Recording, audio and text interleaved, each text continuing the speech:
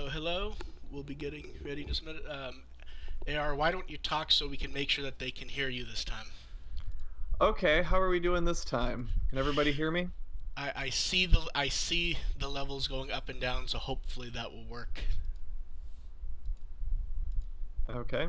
Let's see if anyone on the Agree. Yeah, crowd let's see if they agree. reports. Yeah.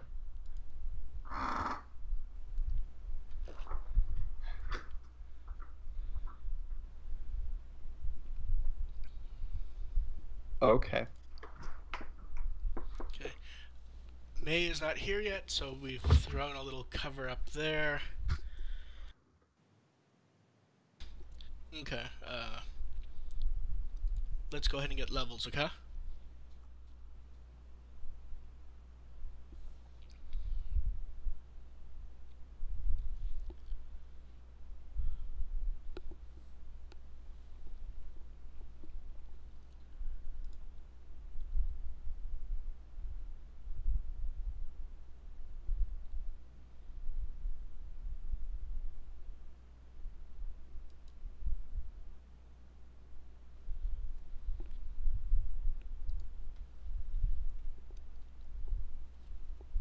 Okay, that should be good. Ready to go? Yeah. Okay, just 1 second.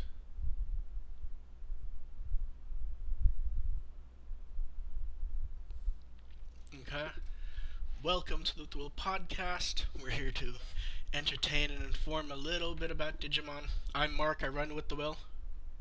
And I'm AR Palver of Digimon System Restore. And I think May's asleep. It's very early right now in Australia. Yes, it is. May was going to come on, but we're assuming she's asleep. She may pop up in a bit. We'll figure that out as we go. So AR, how have the last 2 weeks treated you? Last 2 weeks have been pretty good. A lot of some interesting stuff going on. Yeah, a lot of little bits of Digimon stuff. Nothing really big, to the point that even before we record, you're like, we may want to have an actual topic this time. Yeah. It was fun to have an actual topic, something to break down. Yeah. So let's go ahead and get started. Sorry, go ahead. We can't count on merch news every week. Yeah. Although chances are next time we'll have to go through the whole setup for the cafe. Oh yeah. Because, yeah, that'll probably be coming up pretty soon. Well, I believe the first one opens literally like a week after the next episode, so we'll have to have everything by then. Yeah, I know the last of the artwork comes out next week. Yeah, but we'll get into that a bit later. Yeah. So first up, general site stuff. Finally got in that late shipping CD of Perfect World and did all the scans and breakdowns and everything. And I don't know, the cover is still I still kind of waft between it being good and bothering me. It's not quite 100%. Yeah, but like, style. But I get what you're talking about. But even Gatchmon, like, his face doesn't look right. It's weird because he's looking directly at us. Yeah, but even like his mouth, like the curves, like it feels like they've drawn it as if he's supposed to be sideways or something. The way there's like, just some of it just doesn't match up well. Yeah. This seems to be the ending theme that everyone likes the best, though. Well, yeah. Do you think they're predisposed? Do you think they're predisposed because Miyazaki worked on it? I think they're predisposed because it sounds the most like a Digimon ending theme. Like the other three don't. But AR, come on, you know Appmon isn't Digimon. Yeah, that's been put to rest. That's been put to rest, minus the people who just aren't willing to, like, and we'll get into that when we discuss it, but yeah, they kind of, it's hard to argue it at this point. Yeah. And next up, even longer of a delay was the character songs and original soundtrack from Appmon. Did scans and breakdown of that, and I still am kind of amused that they took the poster and then just shoved it all into an even smaller box for the cover.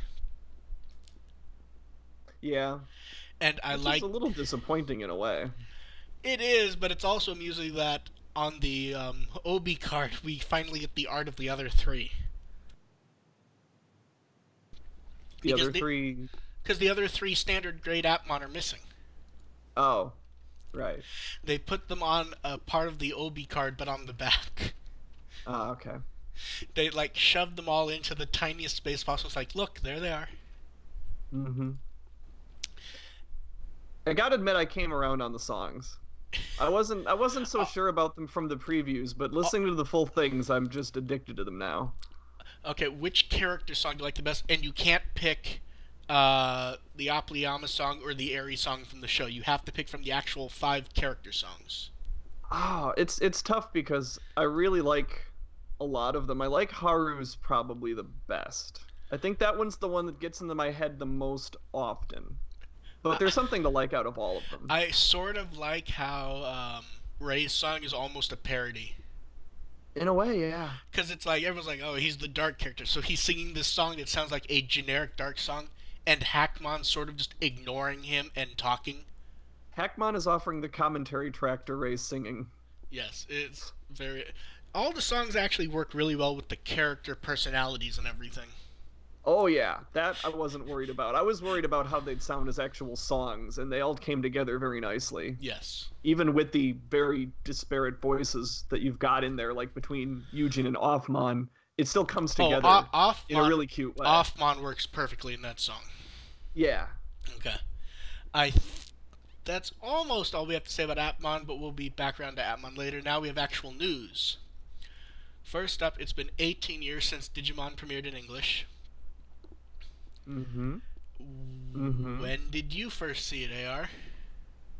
I got into it, I want to say I caught a few episodes. It was really strange because I was just starting to get into anime. Like, when I was in, like, high school in the late 90s, I was getting into, Sci-Fi Channel would show some Matsumoto films, like Galaxy Express and that stuff. So they would show Eiko on random Saturday mornings.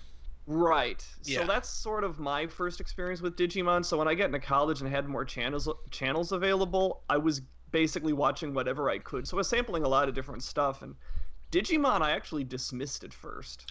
I actually was not going to get it. I was not getting into Digimon at first. And then I caught a couple of the Myotismon arc episodes, and those are what got me hooked. But no, the first half of the season, the first half of the show, I didn't get into at all. Which... So, I actually saw the first episode when it premiered on August 14th, but I was not watching for Digimon. They promised a Transformer trailer in the middle of the show. Okay. And it's probably a good thing I didn't catch the very first premiere episode, because if I'd saw the very first episode first, I would have said the show was stupid and been done with it immediately. Yeah, I was there purely for the Beast Machines trailer. Then just kept watching the week after. I don't think there's much else to say with that, rather than I still like the English logo. I mean, it still works exceptionally well for me. Yeah, I mean, I think, even though a lot of us listening probably have kind of moved past the dub, I think we can't understate how important it was. I don't think we would all be here if it weren't for the dub. No, like, as many problems and groan-worthy moments as it has, I think they ultimately made very good decisions with the directions they tried to go with early on in the season. I don't think that trying to replicate the atmosphere of the Japanese version would have been palatable to us over here. No, and the truth is, it wouldn't even have made it if it were done, a quote-unquote proper uncut dub. It would have never aired on TV in the first place. It aired on TV specifically because they took the show and turned it into what they wanted it to for TV. And it's not even the cuts they made. It's the changing the atmosphere. Well, completely. the other thing is the cuts aren't generally as big as people tend to think they are. No, they're very minor. In fact, there are early episodes that I think time-wise nothing's actually cut. Possibly. Yeah. That I'm not sure about, because a half-hour episode in America is probably different than a half-hour episode in Japan, just lengthwise. Yeah, but a lot of that you can cut out from the the more extended intro, the more extended outro, the episode preview. You don't have to show the ending in America usually. But yeah, 18 years, and that does it kind of bother you that not just for the dub, but in 2 years we're going to be doing another 20th anniversary celebration? No, I say bring it on. Let's have more. It's been a good 20th. Hey. Well, I just mean it's kind of hilarious that Toei is now just doing rolling anniversaries almost. I mean we just got done with the 15th anniversary. Now we're on the 20th anniversary, and this will continue until the next 20th anniversary. I say keep going. Yep. And next up, Digimon. And as soon as that's done, we'll have the 25th anniversary. Digimon shirts at Hot Topic. Okay. They're nice, but I don't plan on getting either of them. They're Hot Topic shirts. Yes. They're Hot Topic worthy designs. They're not really anything that excites me. They're not something I would pick up, but the fact that they exist at Hot Topic is good news. The right shirt is very basic. The left shirt, I would prefer it if they used the text for Agumon rather than just generically saying Digimon. Yeah. I don't mind the Agumon. The Agumon shirt's actually rather nice. Yeah, no, the Agumon shirt's fine. But yeah. The katakana's very, hey, look, Japanese, but... Yes. It says Digimon. It's Digimon. Enjoy. That's basically the gist of it. Right. I don't think we have anything else to say about these, minus I expect we will be seeing quite a few more. I hope so. Hopefully with some... The shirt on the right, the design's very... This is a generic shirt that you might have seen 18 years ago. Yeah, basically. I think I have seen something very similar to that shirt 18 years ago. I know the Conchair for Kitsune had a shirt very similar with the logo, and I think it was the cover art of the comic. Yeah. On the front. Yeah. Now I've jumped to remembering what that. Okay, let's move on. Try Part 2 is out in the U.S. finally after I've had it for a month and a half or so, and you've had it for 3 weeks. Yeah, it's been about a month, I'd say. Okay. I didn't do anything with it for the first week, but other than take a selfie with it. Yeah, the discs. We both have gone over them, and they're the same as what we have. We still need to figure out if they're going about any disc replacement for that video glitch, though. Everyone go get it. Yes. So that we can get more. We want more. We've already gone over this, though, quite a bit. I think we can move on unless there's anything else you want to add. No, not really. Okay. We have the packaging for Try Part 2 in the UK for our friends over there. Very nice looking package. Yeah, I like the art cards. It's really, really funny to see the debate over which is better because a good chunk of people in the U.S. want, the different cover, the poster, and the art cards, and a good chunk of the people in the U.K. are like, but we don't get a digital copy. Oh, okay. This is funny because it's basically a grass is greener situation. I would probably rather have the art cards because I know how to get a digital copy off the DVD. Yeah, but there's something nice about having it in a streaming account. Oh no, it's a great service. It's a good thing to provide. Yeah. I'm just saying from a personal standpoint. Yeah. But yeah, that's out November 6th, and we expect it to be effectively the same, but I expect they're going to do the same audio edit they did for Part 1 in the UK, which is it starts with Butterfly and then cuts off to the dub theme. I never understood that. Why they did that for the UK audience.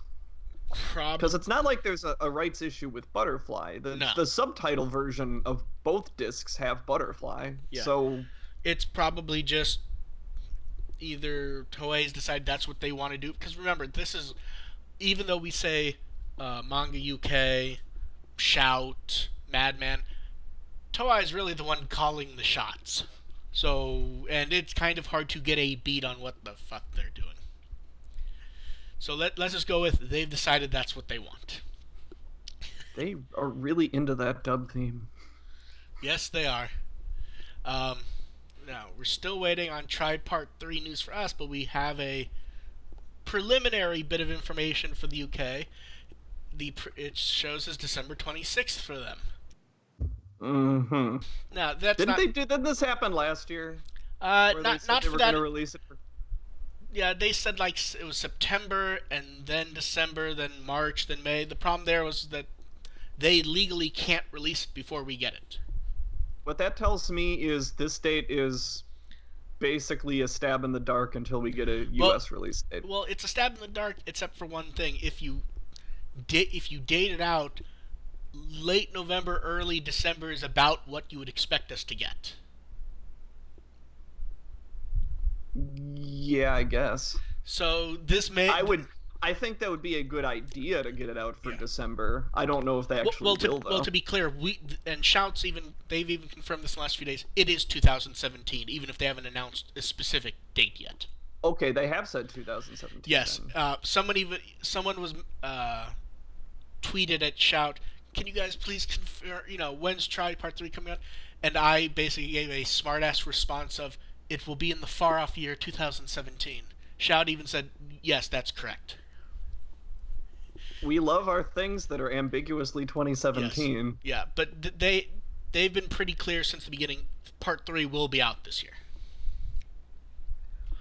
And since we were asked, Butterfly is not in determination other than the opening. Yeah, it just showed up that it was and abbreviated in fact, after the part beginning. 2, I don't think we've heard Butterfly again since then, have we? No, it was towards the middle end of part 3. Okay. That was when they were all resolved to go into the digital world. They played Butterfly. Okay. Then next up, they finally open the Digimon game community website, and it's a very decently put together press-friendly site. Basically, we got new art of. It's very good Cyber Sleuth themed art for Nakano Broadway. Yeah, that's a cool little thing. I love seeing Ami again. Does this make Terriermon her canon partner? I believe various things have shown that all 3 are the partners officially. It's probably more they just didn't want. It's probably more that they needed room for stuff on the pamphlet. Because I'm sticking with Terriermon. I picked Terriermon. Yeah, but I believe in somewhere in Cyber Sleuth. Takumi can have a different one. I think it's officially all 3 at the same time, though. That's no fun. Yes, it is. I like having canon information about. No, Takumi I mean canon. It's all 3 at the same time. It's the 3 that you could choose from in the game. Officially, that's the 3 they have, I believe. I know. But. And, they did an interview with Kenji Watanabe, which I'm told it looks like it's probably the same interview that's going to show up in the art book, but we're not sure of that. And that's about it for that website, which is going to be very, very not specific to us. But on to more, game stuff. We have a bunch of information for, they threw out everything Hacker's Memory at basically the same time. Yeah. The cover art looks great. Then we have the nice stack of DLC, which is first up is basically the pre-order items. Both Sistermons, and they have their Awaken mode. Yeah, did you get those at the start? See, the thing is with character DLC in games, sometimes they give it to you at the start, sometimes you have to get to a point where you can access some sort of storage box, so who knows what it's going to be here. Getting some of these would be kind of breaking the game early on. Yeah. Well, the thing is also, we don't know, I doubt it would work like the Next Order system, but Next Order, they gave you an item, then at a certain point you could forcibly evolve to that character. Okay. Yeah, because the DLC in Cyber Sleuth was they just give it to you right off the bat. And yeah, I mean, they may do that here, but we don't really know at this point. It wasn't too bad early on, although having all of those 20 ABI Digimon were ultimately gave you a huge advantage. Yeah. But I mean, it's DLC; it should give you some advantage. Yeah, and then we also get dress uniforms for the 3 main characters, since it includes Cyber Sleuth, and the DLC applies to that. Keisuke's uniform looks awful lot like his regular clothes. Yeah, I like how they didn't theme the headset in any way. Yeah. And then the one that seemed to both excite and annoy people, NX style. Did I type that backwards? Okay. Omegamon NX, let's go with. Yeah. Um, That's what I wrote down. yeah, we don't really know if this is going to just be like a skin for Omegamon or an actual different Omegamon. I wouldn't be shocked either way, but I'm guessing different Digimon. I mean, that would explain that would explain the branding as Omegamon NX, though. Yeah. I mean, it'd be a shame to have that available and not actually get to a point where you get Omegamon, because Omegamon's hard to get to, and it was hard to get to in Cyber Sleuth. Yeah, that's true. I forgot about that. But yeah, I like the design works really well, I think. Oh yeah. And then the NX designs look really good in these games. Yeah. And then they announced very, very fancy limited edition boxes. Yeah, these look good. So, they're including 5 things with these. First up, they're going to include a dozen songs from the anime into the game. They don't clarify what the hell that actually means, though. Like, is it going to be integrated into the game, or is it just going to be a sound check where you can play songs? Either way, I want this. Like I know what everyone wants. They want when it evolves, it starts to play Braveheart. Right. Like, that is the top thing everyone wants to happen. I guess I can think of better uses for that, because the evolution sequences in Cyber Sleuth aren't incredibly long. No, like, by but the time you won't even get to lyrics. No, but that doesn't stop everyone from wanting it, though. But right, no, I'm trying to be practical here. I want like Slash to play during raids in Kowloon or something. Yeah, we'll see. I mean, play during those or something. Let's control the Kowloon world music. Ah, 1 second.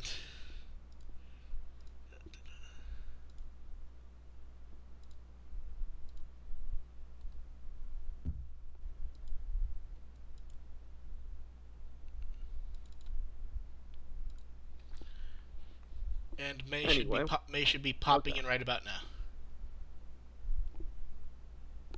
Maybe. Anyway, yeah, that's what I think they should have some background music in various worlds, especially online. Well, I'm trying to decide like what is realistic and what is practical, because it could just be the multiplayer mode or something, for all we know.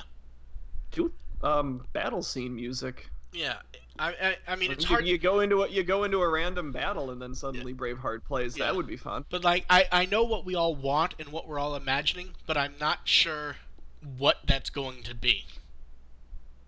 What are the odds we're actually going to get to play this version of the game? It's so fucking random with Bandai. It's kind of hard to tell. Yeah. I think May's in the call now. May, can you hear us? I'm getting a message about not sure if her mic is working. So. Okay, she can hear us. We just can't hear her. Ah. Okay, we'll keep talking while she's setting up her mic. On top of that, we're getting a Digimon story art book. Yeah. Now they're not labeling it as Hacker's Memory, so we're all kind of hoping and expecting that it's just an overall art book, but we don't know. Yeah, it's just Digimon story in general, so yeah, I suppose it could be incorporating a bunch of different story games. Well, the other thing is we don't know who might show up from them anyways.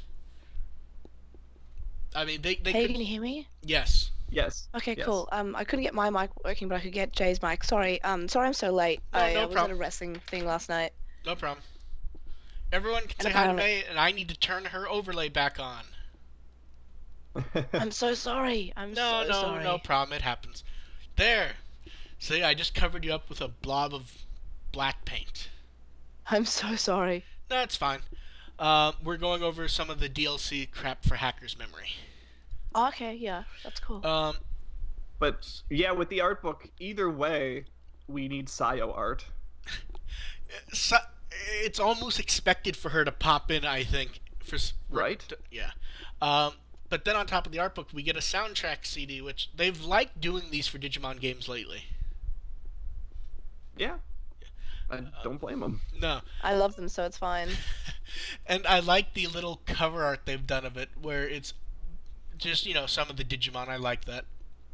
Mm-hmm. And then you get a business card for the Kurumi Detective Agency. And it includes DLC codes for Alphamon NX and Dukemon NX. This is just... It's a funny way to do DLC codes. So yeah, this is a clever way to do DLC codes. And then, more games should do this. And then we get a 20th anniversary box that will have some sort of art that they're not clarifying at the moment. Fair enough. I mean, I'm trying to decide, is it just going to be fancier Hacker's Memory art? Or, like, what do you think it's actually going to be? If it actually incorporates 20th anniversary, I hope it's a little more than fancy Hacker's Memory art. It can kind of be contained in the story world, but just something a little more anniversary-ish than just a Hacker's Memory art. I mean, do you think they should stick to Digimon's story, or do you think they should throw in everything? Yeah, I think there might be some crossover. I'd love it if they threw in everything, but I don't know. I'd be fine if they kept it to story or. Although this version is the anime music edition, so it may be random anime art. Fine with that. Yeah, and then we get to move on to everyone's favorite thing, store-exclusive DLC. Have fun with that. For Amazon, you get a t-shirt costume for the main character. For Geo, you get Duftmon NX, who looks fantastic, to be quite honest. Yeah. Are there actually NX figures for these? Okay. No, and that has everyone kind of going, well, does this mean anything, or is this just the models they could most easily modify to them? I think we're a ways away from getting a Duftmon figure. What, you mean you don't think Duftmon's the next great Digimon? I mean, I don't think it's going to be the next Digivolving Spirit, if that's what you're asking. And then from Tsutaya, we get Lord Nightmon NX. Because everyone's demanding that super deformed Lord Nightmon NX figure. It was a relevant character in Cyber Sleuth. Yeah. It was the best character in Cyber Sleuth. I love Lord Nightmon. And then from Lala Bit, we get the most popular DLC, of course, the in-game item set. It's not as flashy, but it helps. Yes. They also announced December 14th. Price is 6,800 yen, and the limited edition is 10,300 yen. You know, pre-orders up, and we have voices for some of the characters. Ooh. Keisuke will be voiced by Ryota Asari, who it looks like they've kind of purposely picked someone who is not normally a lead, which kind of continues on with what they've said about the character. Mm. Then Erika Mishima is voiced by Yui Ogara. She very much seems to play the little, not little kid type, but you know, like the younger sister type characters. And Ryuji is someone we've heard recently. Do you want to take this one, AR?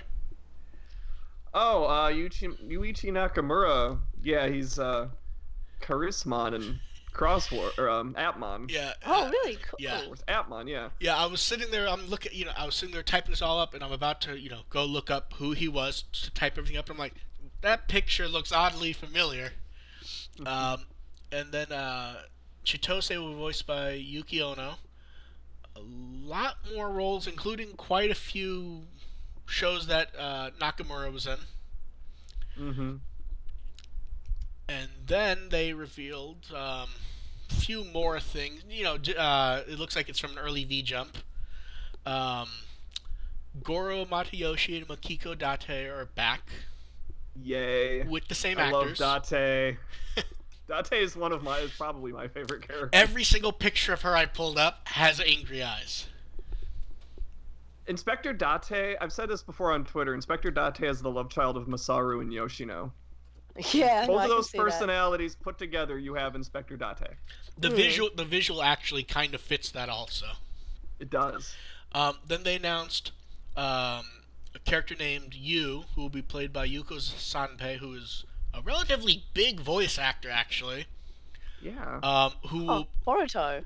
Yeah. She's, I guess, Keisuke's best friend. She's Boruto. She's one of the Pretty Cures. She was Renton in Eureka 7. I'm just a guess that might be one of those... Because remember that in the main character in Cyber Sleuth had those two friends that nobody cares about? I'm guessing it might be something... care. I care about their romance, sort of. Oh, yeah, that's that weird romance that happened in the background. I'm guessing it's something along those lines. Is that what that character's role is? I feel like they didn't cast her to play generic friend who's only going to show up in a couple scenes. Yeah, she's got too much of a big voice for that. Well, no, I mean, like, it feels like if they're casting her, something more is going to end up happening. That's what I mean. Maybe. Yeah, and they also announced there will be a Digimon market so you can purchase Digimon in the game. I'm kind of surprised they haven't thrown that in before, to be quite honest. I kind of like the idea that you have to get them on your own. So we'll see how the market concept plays out. But before if you're going for completionists, getting to buy some is sort of cheap. Yeah. Before we move on to the next topic, May, how are you doing? I am so sorry. That's how I'm doing. No. It's fine. I just didn't get to make all my Scotch jokes earlier. Oh no. Well, I had lots of that yesterday because I did some podcast recording and completely lost my voice again. Well, thank you for popping in. If you decide you need to pop out, just let us know, and I can throw the ink back on. How many episodes did you record yesterday? Yesterday I uploaded our regular weekly episode, and I also did our Appmon episode, the manga episode, and then Jay's predictions for the episodes of Savers that we're watching next week. Jeez. So lots of recording, and then my voice died, and that's not so fun. And then I went to wrestling last night, which involves lots of screaming. Yeah. Thank you for popping in once you were able to get up. Yeah, no, I'm sorry. Just completely slept past all my alarms, which is really strange because they're attached to my wrist and they're quite violent. Yeah, I set very loud alarms roughly an hour and a half before the podcast, just on the off chance I somehow... It's been known for me to happen to sleep in. I think we can go ahead and move on to the next topic, which is the IMPERIALDRAMON Paladin mode FIGUARTS is back for a lottery. I don't think we have much to say about this other than it was a nice figure, and none of us are going to get this one. Yeah, I already have the first release, so I'm happy. Yeah. I already have mine. Yeah, I mean, there's no difference. Don't need to try. Let's be honest. Is this they've made a few more, or is it they found a case in a warehouse and this is how they've decided to get rid of them? I feel like that would be the case. Yeah, they're clearing out the warehouse here. Yeah, this is like they kept a few cases for future promotional use and they decided, okay, it's time to get rid of them. I mean, they never need to promote 02 again. No, I mean, like, at some point you have newer 02 stuff to promote with. Right. At some point, you can't pull out, the figure from, what was this, mid-2015? I think maybe it was it before Triad? It was like in the lead, it was announced like in late 2014, it came out early 2015, which is what made some people go, 02's going to be a huge part of Tri. It's going to be, and that hasn't quite happened. People who said that? Oh, yeah. Oh, yeah, wow. People did. People also, when they with the gem figure reliefs, they also said that. Oh yeah, that was timed for 02 to pop up and Tri. Though you know what my favorite 02's popping up in Tri thing was? What? Mimi's shoes, apparently. Yes, yeah, okay. The initial one was that in the following poster it was that not only were Takaru and Hikari in 02 style junior high uniforms. Mm-hmm. Yeah. Mimi's shoes had a star just like her shirt in 02. And that's proof of 02's importance. Although I to mean, be fair, I took the uniforms as evidence that it wasn't going to be a complete ignoring it / retcon, but to be an active participant seemed like a stretch. yeah. Although to be fair, I believe at the time it wasn't that it was going to be big; it's that it was going to count. Oh yeah. Although with Japanese canon, it's hard to tell even when stuff matches if that's going to be true. You basically have to wait and see if anything shows up. Stuff did show up, but people don't seem very happy about it. It is what it is. Yeah. I think we can move on from the very nice Paladin mode figure that none of us are going to get. We have details for the card set. All the art for this is fantastic. I mean, I want every card to have new art. So they showed off some of the new art, which we already have seen Durandamon, but this is not identical art to... It's close, but it's not the art we've had of him in the past. Because the art we had him in the past, both swords are downwards, I think. Then they show off the two big signature Digimon. And it's nice to have Tyrannomon and Agumon both included like that. Yeah, it's lovely. I love it. And then we get the Digimon that appeared in games with Omegamon Zwart, Ophanimon Faldad Mode, and Mastamon. I don't know which piece of art I like the best between these three, because they all look good. I mean... Yeah. I like how they're all like in active attack mode also. I'm probably giving the edge to Ophanimon there, but yeah, they're all pretty good. Yeah, I like Mastamon the most. I feel like Zwart is probably the worst, but that's just because the character's so singular in color. Yeah. Yeah, Mastamon, I just don't get a good feel for the character with that artwork. Yeah, I kind of get what you mean, but I like the Mastamon art, though, is the thing. Right. Yeah. And then we have anime series characters that haven't been turned into Hyper Coliseum cards before, which is Rosemon Burst Mode, Shine Greymon Burst Mode, and Mirage Galgamon Burst Mode. But why have they not turned these into cards before? Shine Greymon has been. Okay. I'm assuming that when they say turned into Hyper Coliseum cards before, they are sort of wafting and counting the original run of the cards, because he did. Shine Greymon Burst Mode did get a card like 2 or 3 years ago. So there's an asterisk next to this one. Hey, any more Burst Mode, I'm happy with. Yeah, and then anytime you call attention to Burst Mode, or anytime you call attention to anything Sabers, I'm happy with. Yes, and then I love Sabers. And then we get the many anime and ultimate level characters, which. Very nice art of some of the most recognizable characters from the first 4 seasons. Although, is the War Greymon art kind of boring? Yeah. Like, we get this really neat pose with Omegamon, who often does not get the best art poses. Dukemon's doing neat, like, War Greymon's Dukemon, yeah, Dukemon looks great. Susanomon looks really cool. Susanomon looks amazing. I think he's probably the best out of all of the I love like how there. it looks like, you know, the camera's above him, he's looking up, we get the shining around him. Yep. Is it weird that IMPERIALDRAMON is in like a fighting pose, but almost looks like he's like they've drawn him like cute? He looks like he's about to pat a dog. Aggressively. But yeah, that's nice. And they showed off all the 45 reprint cards, minus the new art for some, which, you know, we've seen some of them clearly. Do you think we're gonna see? I mean, there's none laid out for these 45. Will we get any Cross Wars or dare we say Appmon cards? Maybe Gatchmon, just to sort of it'd be complete that. Even if it's not a character card, even if it's an option card, it'd be nice for something Gatchmon. It'd be fun. Yeah, and I don't think it's necessary, but it'd be fun. Yeah, and we know, you know, just adding stuff up, we know 11 of the 15 new cards. Zubamon, Durandamon, Alter S, Blitzgreymon, Kresgarumon, Zwart, Ophanimon Faldad Mode, Mastamon, Shine, and then the 3 burst modes. So I guess the question is who is important enough to get one of 4 more cards? Any guesses?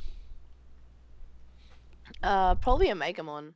Like, it's always a Megamon, right? Well, Omegamon looks like he's going to be one of the reprint cards with new art, just looking at the layout.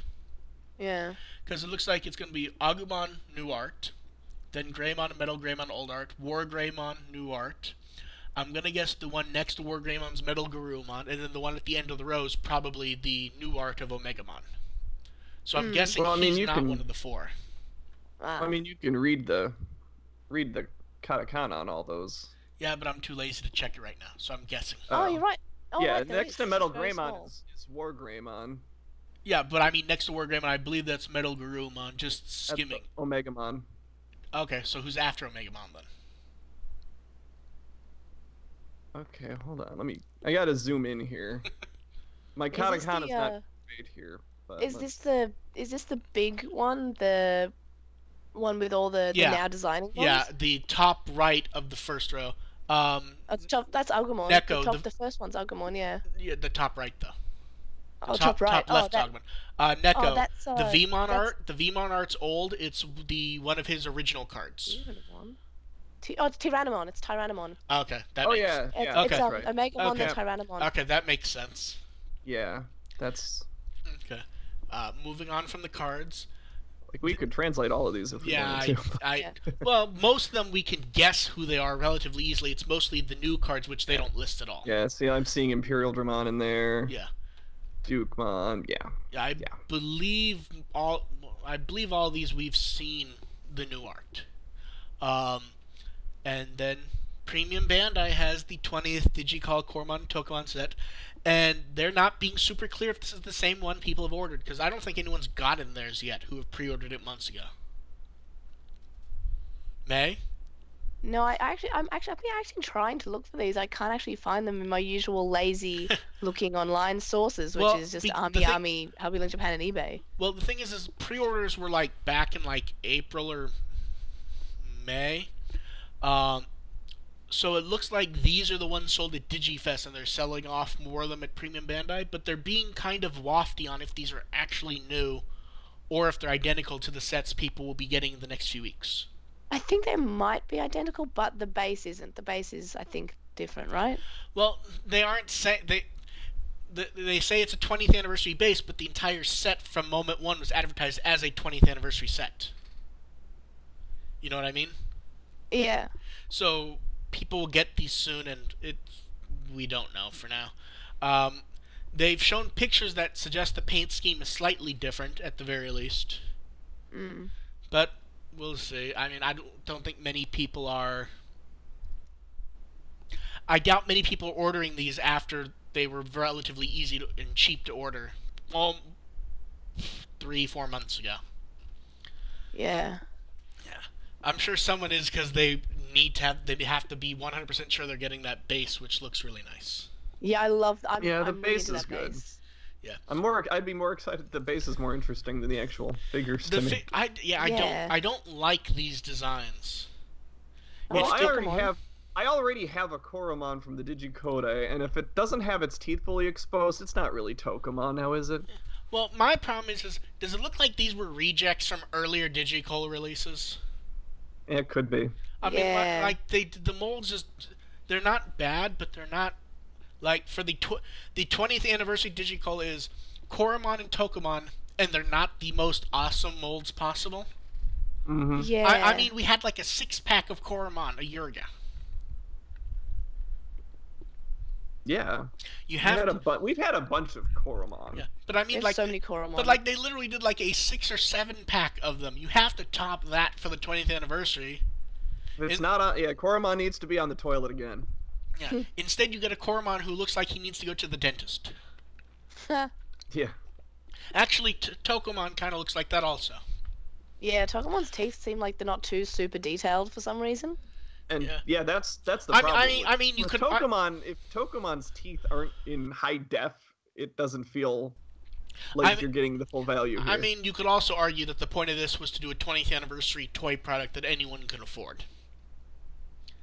Because even at MSRP, this was like $13. I guess, but so maybe you could also pick figures different than Coromon and Tokamon. True. Then we get to go on to more products, which this kind of goes back to the joke of May's buying everything May. What do you have on order, and what do you own? I don't have any of these actually, but I really want the shoes. I love the shoes so much. I love them. And I want the Tai Chi bag, but mostly the shoes. Oh my god, the shoes are so cool and they're so dumb, but I want. Yeah, these are from last year that apparently somehow like every single person in the fandom missed, because I look after someone linked this to me, I went to look to other sites, and no one else reported on these either. I've seen. I artwork remember before. them. I think. I've seen the rings. Yeah. I've seen, I want to say similar rings. I'm not sure these may have shown up randomly, but like with no information about what they were at the time. I don't know. I just remember that the promo art looks very familiar to me. I've seen the promo art before. Yamato with that he went to Jared's look. Yeah, that I've seen before. Yeah, some of this stuff, like, we've seen pictures of some of the stuff, but it was never shown in any context where we knew what the hell was going on. And then someone goes, hey, I looked at With the Will and I didn't see this. Did you guys put this somewhere? And I look and I'm like, okay, no, we missed this entirely, so I need to write everything up. And also, this is sold out. So we have shoes themed after... Does it seem kind of weird that it's not just the shoes they wear in the show? Yeah, but I really do like the Converse look. Oh no, so do I. Yeah. But it's like with the Yamato pair, you get it say friendship, and then with the Tai Chi one, it just says brave. Well, I like them because they're Digimon without being jumping out at your face Digimon. I feel like I could wear these and no one would really think, oh, they're Digimon related unless they 100% new, or especially with the Yamato one, I guess. But I don't think I could get away with the Converse look without getting stares, but that's beside the point. Yeah, the shoes are reasonably nice. The rings kind of look cheap to me, to be honest. Yeah, they look a bit like those little $2 ones. Yeah. The rings look terrible. Yeah, especially for roughly $90. Yeah. Yeah. The box looks nice, though. Yeah, no, the box does look nice. Well, that's what I was thinking when I was putting together the images. I'm like, the box looks nicer than the damn rings. See, if I ever propose to Jay, I have to make it a Digimon one just so he can hate me. Great. And there's gonna end up being a story about Jay jumping off a cliff or something. Yeah, poor Jay. Yeah. Very short marriage. And then we get the sold out backpack and bag. I want the backpack so much. The bags look good. I like the bags. May's gonna need to troll around Japanese auctions. May's gonna have to die. And they included bromide prints with everything. Is Agumon's mouth kind of fucked up in this image? Like, his head's all weird, right? Yeah, no, it's kind of looked like it's been squished a bit. I'm surprised they didn't sell the shirts. Taiji's looks like pajamas. Yeah. Yeah, that's about it for these. We're gonna hear about May getting the backpack, I just know it. One day, and then I'll post it everywhere. Everyone will know. The world will know. And next up is the third I Love Tailmon plush, and this one looks fantastic. And it has the little art they've done of it and everything. I love that they can keep selling these. Yeah. Well, they're crane plushes. Yeah. I love the pose she's in. Yeah, the pose is great. I mean, I've got the big one already, so. I mean, to be fair though, okay, look, if you look at, they've done 3 of them. They have her standing up, sitting down, and now on all 4. What's next? What will I Love Tailmon 4 be? Handstand. Wouldn't that just be her with her hands held up, though? Yep. Pretty much. I could probably do that with mine. See, I'm trying to think, like, could they do, like, a good... I'm trying to think, like, could they do a good pose with, like, one arm kind of slashing forward? Yeah, like an attack pose. Yeah. Oh, no, you know what I would really think would be really cool? Like the Maneki Neko statues? Like her doing that pose? Yes. There you go. That'd be so cool. Yeah, this is anything where she's more cat. Yes. Yeah, we don't actually make her more cat. We don't actually get that many products with her being cattish. Well, there was that can badge button that I managed to get randomly last month of her licking Hikari. That cute little cat lick on the cheek. That's really cute. Huh. Odd, I don't remember that one. This is out in December, and no doubt they'll announce more. Anyone have anything else to say about the TAILMON plush? I want it. May, got one. May, all joking aside, what don't you want that shows up in all seriousness? I guess those rings, maybe, because I don't win. You don't need the ring. Okay, we're all agreed. May will not get the rings. If May gets the rings, we can officially say she's lost it. Yeah, you can make fun of me so much if I get the rings. May, I do that already. As well, that's the caveat with that is not if Jay ends up with one. Yeah, okay, yes. If she buys it to give to Jay, that's an asterisk we can all agree on. Yeah. Next up, the Try Fancy Dress Clothes products were finally released outside of Digifest. Cool. And I still like the outfits, and it seems to be everyone seems to be very much agreed on who looks the best out of the 9 of them. Is it Mimi? Yes. Yeah. I have not seen anyone say that anyone else looks the best. People are like, oh, I like the way Joe looks. I like Taka with his hat, but Mimi looks the best. Mimi looks. I mean, I think the look looks really good for Mako. Oh no, it does. But I think too, yeah. I think it's more something about the way Mimi's posing. Oh yeah. Yeah. She looks like she's coming to steal your girl. but it's like the Sora and the Tai Chi poses are kind of boring. For example. Yeah. Like the outfits aren't necessarily better than Mimi's. It's that Mimi's doing something. Taichi has that look like, I really don't want to be here, but we're just gonna muscle through this.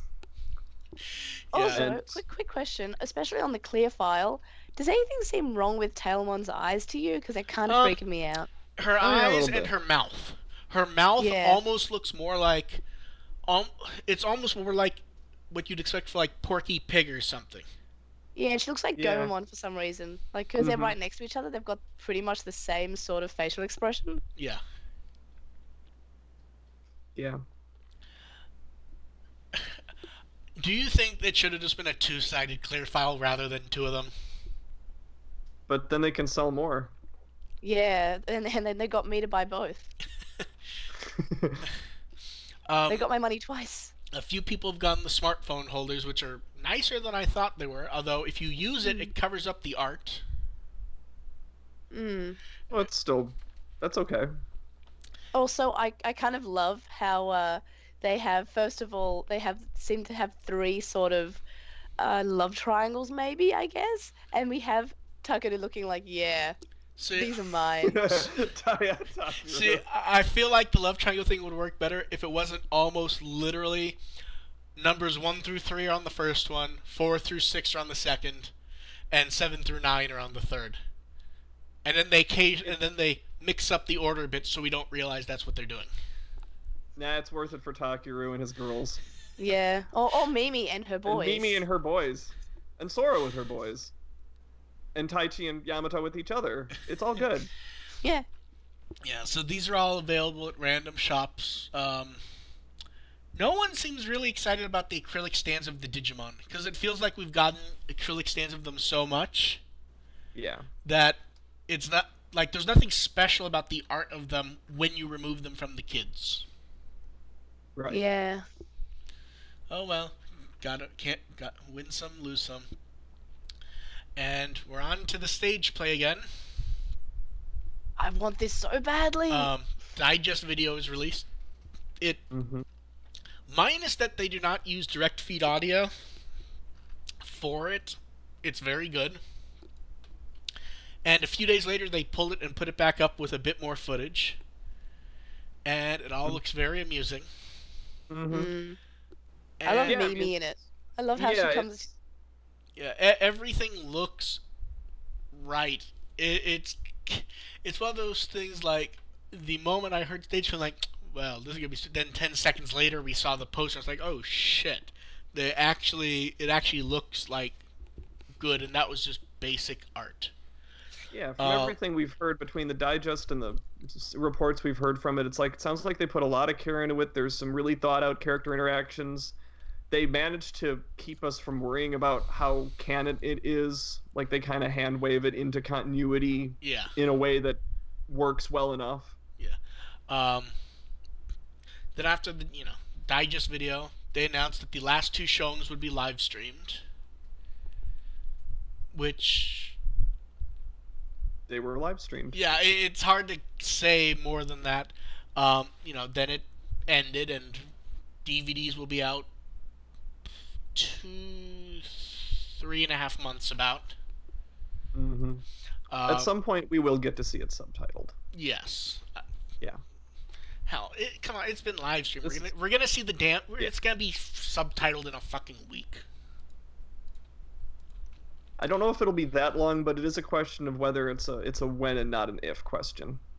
It's going to be a week. I practically guarantee it, because enough people in the fandom. Okay, let's put it this way. Let's have a good sub of it. Might be more. Yeah. Okay, fair enough. Like an on-case something that May and I can review. Here's the thing. The only people who use Nico in the community for recording when it's stuff behind a paywall are the people who know what the hell they're doing. We don't the crap subbers don't deal with Nico because it takes more effort than they know how to deal with. Well, the not crap subbers that I've heard from probably will be taking more than a week on this. From what I definitely. That's what I've heard. Okay. Considering they were talking about watching it about a week and a half or 2 weeks ago, I don't think it's going to be that long, though. Well, it's just a matter of workload because this is the same people who are also subbing Appmon. Well, it's okay. And they're also trying to get the backlog. I've known her for like 12 or 13 years, and I still can't say her name right. I'm not making a joke. I'm terrible at pronouncing names. You mean Onk? Yes. Yeah. Okay. Yeah. Yeah. But yeah, I know she's working on it. It might take a little while. I know she's looking for help, I think is what I've heard, because she's also got a lot going on with Appmon. Yeah. So she got to keep up with that. So this is definitely kind of a back burner project, which is why I say it's going to take a little longer than that. Yeah. But we'll have it eventually. Yeah. And then on top of the stage play ending, they did an exhibition with some of the Digimon, and that was the first perfect shot we had of Omegamon, because we had a couple promo shots, but just like the big giant base for them to stand on is almost hilarious in how well it works. Mm-hmm. And then we got to see Metal Garurumon and Gabumon, Metal Greymon and Agumon, and they all look really nice, and they're all built rather well. Mm-hmm. The best part was seeing people from the show take pictures with it. Yeah, and that was cute. Yeah. And somehow not fall off Omegamon. Somehow, I think I would fall off Omegamon. I think there's kind of a platform there. To stand on. It looks pretty flat to me. The ones next to his head. Mm-hmm. That exhibition's actually already ended, and they were selling stage play stuff at the Toei store. Mm-hmm. We already went. I think both of you were here when we went over those. Yeah, I think so. Yeah. So I don't think we need to go over those again. And we can move on to the next thing, which is more character art for the second Try Music Cafe. And everyone's kind of pointed out there's kind of an issue with, especially like Takeru and Patamon, which is they look all close to identical to last time. Yeah. Yeah, I don't know what's going on with Takeru and Hikari now that we've seen. Well, it looks like Mimi and Mako. It looks like what's going on is they're doing a slightly different theme for each group. So the first one is you have them almost in like fancy bar wear kind of. Yeah. Then for Hikari and Takeru, you have basically just hanging out listening to music. Yeah. And then the third batch is basically like old timey waitress outfits. Yeah, but the Sora Mimi Mako ones look a lot more thematically similar to Taichi and Yamato, and Takeru and Hikari seem really out of place Well, by comparison. Yeah. but it is a music cafe, Yeah. and But we so far have 5 images that are cafe related and 2 images that are music related. yeah, but So it seems a bit strange. we could very well get the other 2 as DJs again. But we've already had them as DJs. That's Yeah, the but thing. we've had the other 2 looking like generic music boppers before. Well, the last one, Takeru and Hikari, were like pop stars.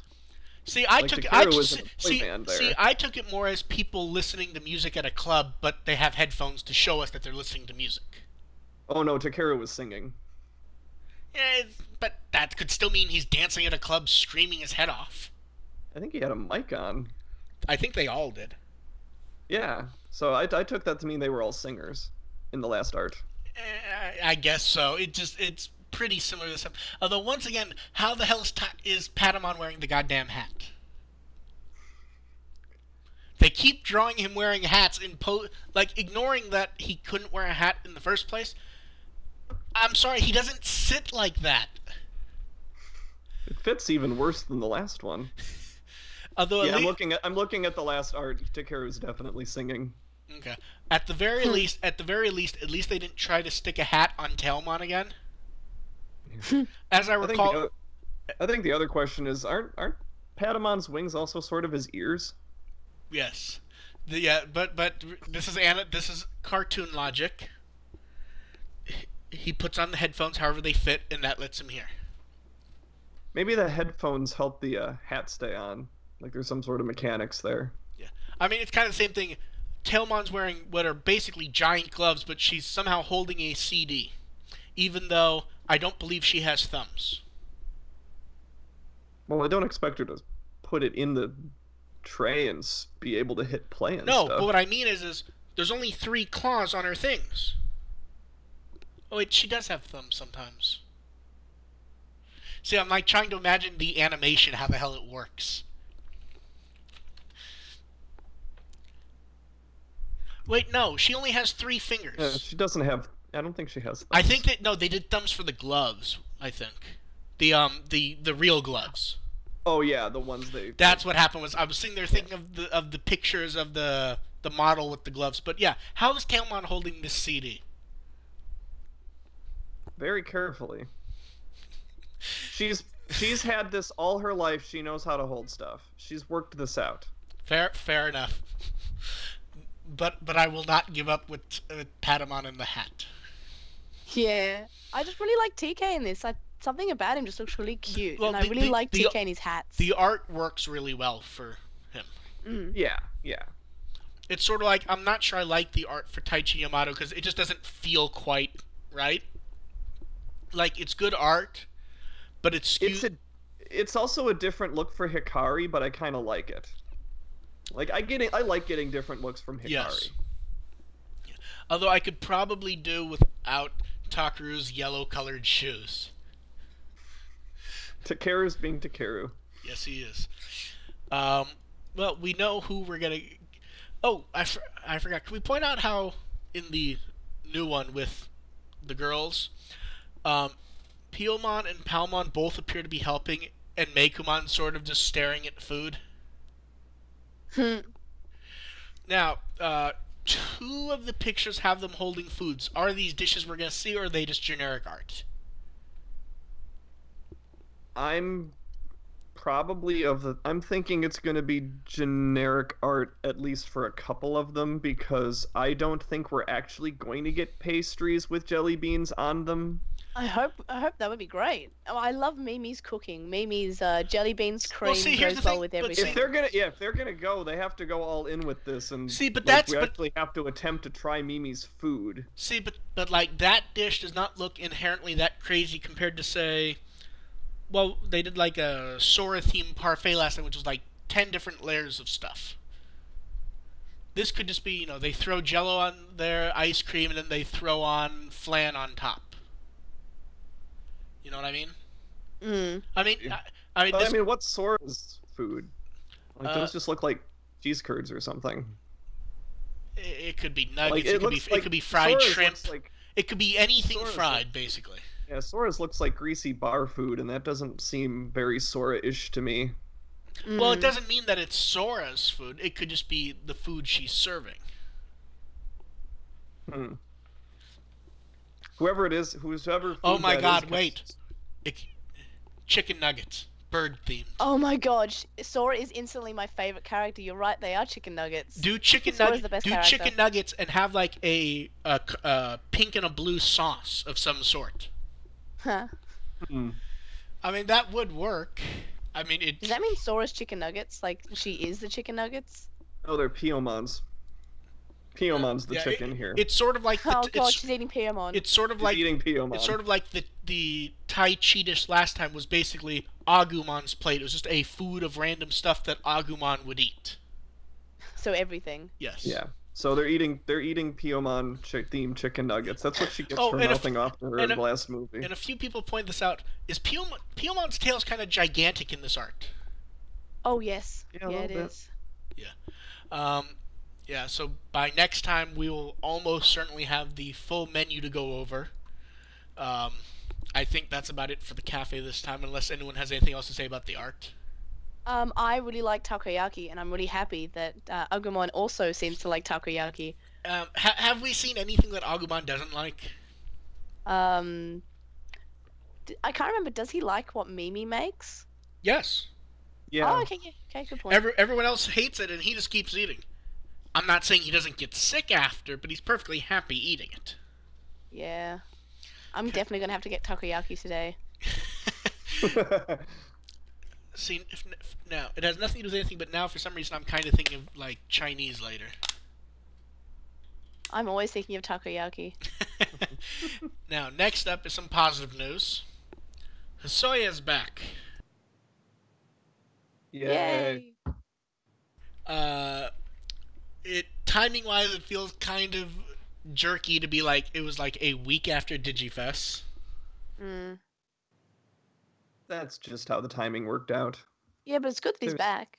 Yeah. Yeah, so he's... But there's no way you can know when that's going to be. Oh, no, absolutely. So. In fact, they announced he was back on his radio show, which he hadn't been on for half a year. Because he's a co-host of it with someone else, and he showed up as a surprise to say he's fine, or he's good. He's off his hiatus. I mean, I was never too terribly worried about it. This is just a thing that does happen to actors sometimes. Yeah.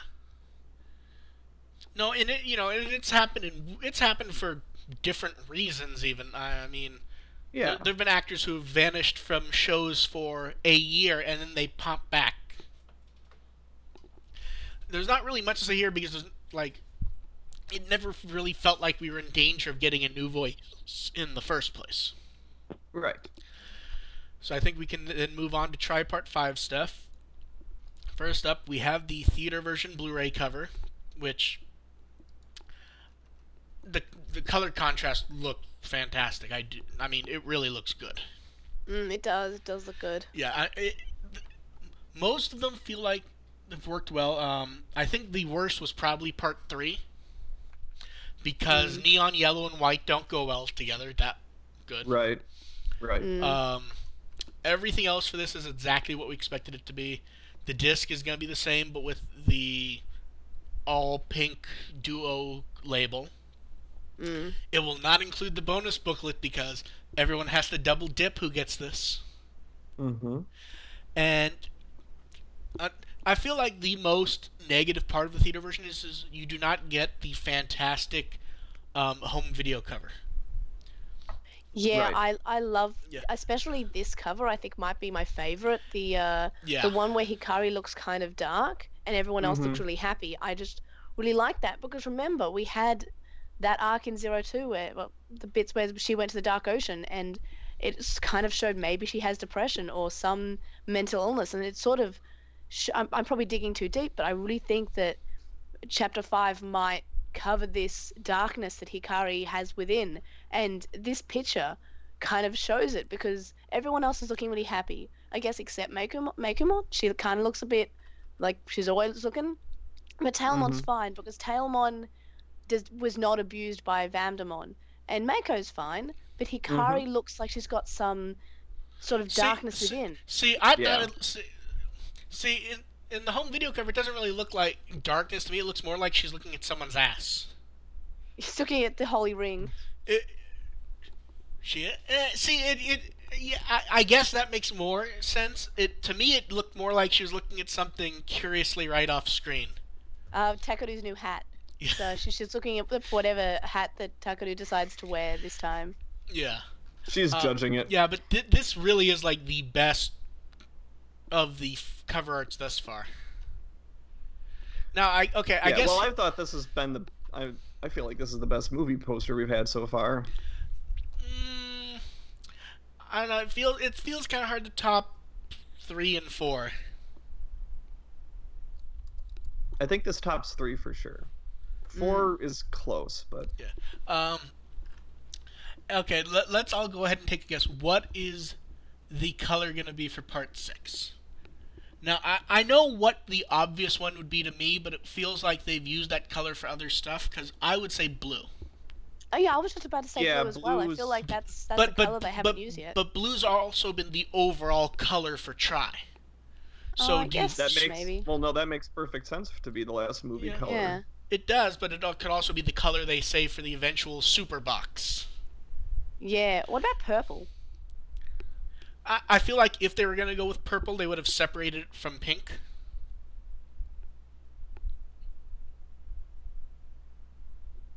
I guess. Yeah, that's fair. But I think like a dark blue might be something. See, I saw more like a pastel or powder blue, like the kind that they've been very, very interested in with Tri. Because that color comes up in Tri so much and in promotional stuff so much. It feels like if they're going to go with a blue, it would be that. But that's not too dissimilar from the first movie. What about an indigo or something? But the first movie was gray. Yeah, that would be a good one. Yeah, but the first movie was gray. It was, but gray and blue aren't that different. But you could also argue that's a thematic thing. They begin and end with something that aren't that different. That's not what Tri's about, though. Their beginning and the ending for Tri, they're going to be in very different places. The Tri is not about going full circle. Tri is about starting somewhere and ending in a completely different place. Thematically, it does not work. No, thematically it does work, because you could argue that if you didn't have Tri, you'd be in the same place. At the end of 02, we were in one place. At the end of Tri, we're going to be in what we thought was the same place anyways. Yeah, but we'll have a different perspective of it. I think, I don't think that works out, because it's about going from this transition from childhood to adulthood. To be fair, going full circle doesn't really fly with this. To be fair, though, it's also possible we're all just psychopaths trying to look at meaning for colors that they may not have given meaning to. You asked the question. Oh no, I asked the question. I'm just pointing it out. Because we're here to analyze the anime. We can analyze anything. Yes, we could. Why is there a shadow behind them to represent the inherent darkness coming towards them? Probably. Okay. I think we've talked about that enough. Next up is the early screenings with the guests are finally scheduled September 1st. They're going to have them at 7 and 9:20 p.m. at the Walled 9, which shocks no one. They announced it will have Mao, Miho Arakawa, Ayumi Miyazaki name, and then just a couple days ago they announced Natsuki Hanai will be there. And they're still dealing with tickets now. In fact, the extra early tickets are still being done via Lotto. I love the fact that they had 3 different ticket groupings. The first 2 early ones are still going. We'll have spoilers within like 5 minutes of the first one ending. Yeah, these things are the bane of my existence. Yeah, because the problem is once they're out there, it's impossible to actually completely avoid them. Especially. Oh no, I do okay avoiding them. No, I have to be off certain social media channels. Yeah, but that's what I mean. You have to actually put in the effort to avoid stuff. Yeah, I mean, I'll do it. I will try to avoid stuff. I encourage everyone to avoid stuff. I've written about this extensively, that avoiding spoilers is the best practice here. That's very easy for you to say that everyone should avoid them when some of us have to report news. It sucks. Yeah, sucks to be you, but I don't have to report news. No, that's what I mean. It's not possible for everyone to avoid them. I do not have a choice. Although, to be fair, oftentimes the information we get is so filtered through people's worldviews that the spoilers do not end up matching up with reality 100%. And that's part of my argument.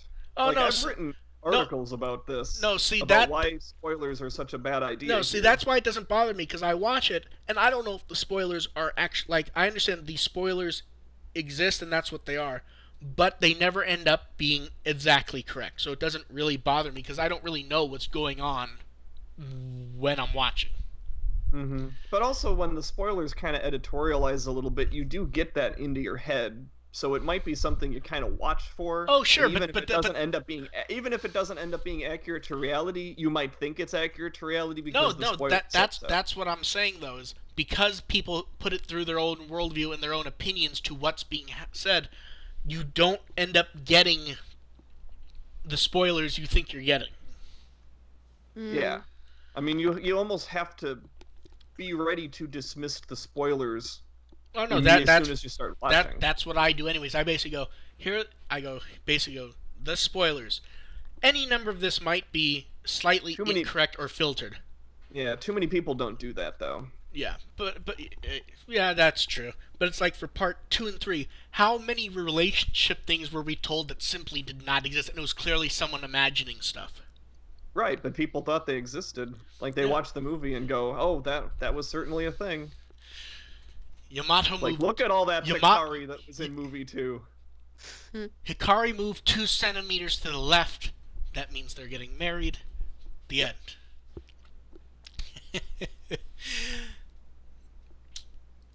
I'm gonna have to repost those articles in a week, aren't I? Yep. Yeah, I'm gonna repost the How to Watch Try article in the next week or so. I'm gonna clean that up because I still get a shocking amount of questions about how do I watch it. With your eyes, presumably. Yeah, I could. You should listen too. Yeah, I know it's in Japanese, but you should still listen. Yeah, I've considered giving that response, and I said no. It's the problem is anytime I give a response like that, it's taken as Mark's a jackass. I can never just give the joke responses and actually have it be a joke. It's always ends up being that I'm an asshole. I mean, I am, but whatever. Next up, Tokobon on August 31st, and they're going to show the first 5 minutes of Try Part 5. At least they're not tiptoeing around that. Like, sometimes they say we might show something from Try. Yeah, and this time they're just flat out saying, we're going to show the first 5 minutes. Well, here's the truth. They've been so consistent in what they do that even when they don't tell us what they're going to do for sure, we can guess exactly what they're doing. Yeah, which is why I'm glad they're not trying to make it a mystery or anything. Like, we know what we're going to get out of this. Yeah, and they've announced Mao, Miho Arakawa, and Hitomi Yoshida for it. Yoshida has ran around for the promotional stuff for Try, like, I think more than anyone. Like, she's shown up in stuff far more than anyone else has. Maybe not quite as much as Ikeda if you only count the first 3, although I think he's gotten busier as of late. Yeah. Well, maybe it's because Mimi is best girl. You stole my joke out of her. She's got to be with Hikari and Mako. She's got to be with the other girls. Yeah, she's got to be with her girls. She's not gonna let Mako go through this alone without help. Yeah, she loves her girlfriends. Yeah. She's a very good partner. Although, but it's always bothered me about the promotional photo they've used. That does not look like Hitomi Yoshida in any other photo of her that I can find. Because they're constantly putting up the same press image of her from like 5 or 6 years ago or something.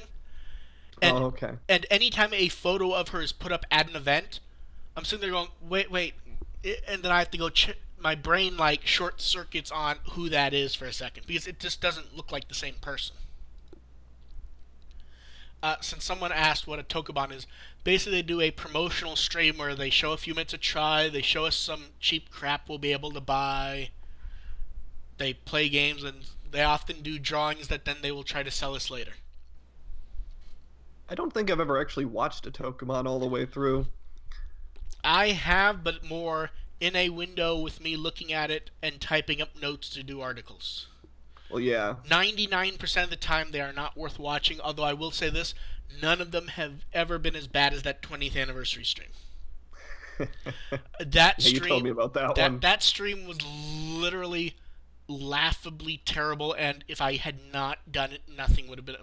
Like, most of the time, if I miss a Tokuban, I have the Ignore, someone else watch it, and they will put up news, and there's generally something. Yeah. The 20th anniversary stream, it was like, it's a 20th anniversary stream, we're watching it as it's happening, we'll update, it's like, there's literally fucking nothing. Like, there were pictures, but there was nothing to really put there. Yeah. Since, as the end, the Tokubans generally on Niku Niku, the links will be in the episode notes when the episode goes up, knowing me later today. Yeah, that's the other part of it. I've never successfully been able to get my VPN client working in order to get onto those. I think most of the Tokuban streams haven't been locked. I've never been able to get them to work. Because I know either I'm trying for something other than a Tokuban, or I may be thinking of different streams. I know there are some that I've watched, some I haven't. There's been enough of them that they kind of blend in. Mm-hmm. So it's just I know I've watched something at some point. And if I get up early enough that day, maybe I'll check it out. Yeah. And speaking of streams, that's one of our rare segues. Frontier Marathon. And I just noticed something really strange. It looks like Junpei is about to be hit by a train in that art, and I've never noticed that before, and now I'm disturbed. Good. Ooh. Well, to be fair, they're all about to get hit by the train. No, Tamaki and... Some of them could get out of the way in time. Considering none of them even seem to notice it's there, I think I think they're all getting hit by the train. Yeah, also, Junpei's about to get smushed, though. Also, I think Azumi could get out of the way in time. She looks agile enough. Also, serious question, and I just don't remember this because it's been a while since I've watched Frontier. Do they run on one track? Yes. Okay. Yeah, Trailmon run on one track. Locomon runs on 2 tracks. Okay. Trailmon for some reason, I've never noticed that before. Nope, that is a thing. Very. But lucky you on having not watched Frontier in a while. Yeah, yeah. To be fair, I haven't watched Tamers or Savers in a while either, and I'd call myself just as lucky for those. Oh, Savers is good. I need to watch Savers again. I watched Tamers a month ago, but I do need to watch Savers again. Hey Adam, I know a podcast that is currently up to episode 9 and 10 of Savers. Hey, I'm interviewing the director for Data Squad next week. I'm so jealous. Send me questions. I will ask. I should. Wait. Did you say the director for Data Squad instead of just saying Jeff Nimoy? I'm trying to be relevant to Savers, but yeah, it is Jeff Nimoy. Okay, wait. There's no relevance to Savers. We're talking about Frontier. I'd rather talk about Savers. Can we talk about Savers instead, please? I'd rather talk about almost anything other than Savers, to be quite honest. But don't worry, we have a topic that was out at the last minute because AR wanted to talk about it. Although I guess we should mention the Frontier stream's going on now. It ends the 31st. Do we have anything else to say about the stream?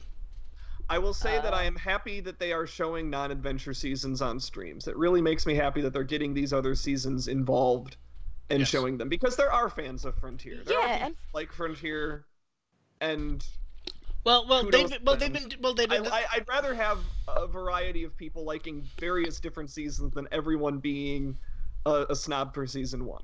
Well, Adventure getting all the love. Yeah. Well, they did the same for Tamers last year for its 15th anniversary. Yeah, which is good, and I hope they do Sabers every year for the next 3 years. Forever. They could find something better. See, it's funny to trash Savers because I know so many people who love Savers so much, and it just drives them insane. I've I've already told Jeff this, that we're having a 10-minute block where we talk about nothing but Data Squad. Yay. I'm sure he'll like that. That was his favorite one to work on. Yeah, but I imagine most of his panels, all of the questions he gets are about Adventure in Zero 2. I'm sure they are, and I'm sure that at some point people should be reminded that most people do not have the best memories over stuff that long ago. That's why we have retrospective blogs and podcasts. Yes.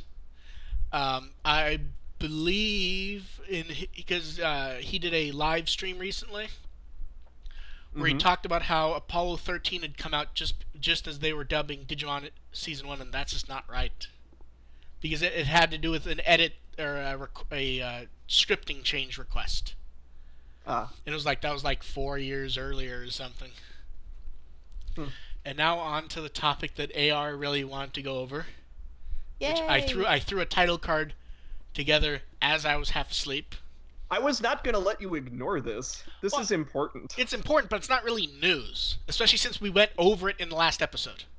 And yeah, but now we've actually seen the episode and can react to it, and we can talk about how good it was. AR, and oh, it was so good. You can poke May to be on her podcast. We don't go over episode by episode. We go over some stuff. I've already written my blog post about it, and yes. May's got the podcast going up tomorrow, probably. Or no, today, because I release I record on Saturdays and release on Sundays. Oh yeah, I suppose it's Sunday already. Now this was certainly an important enough one-off thing to go over.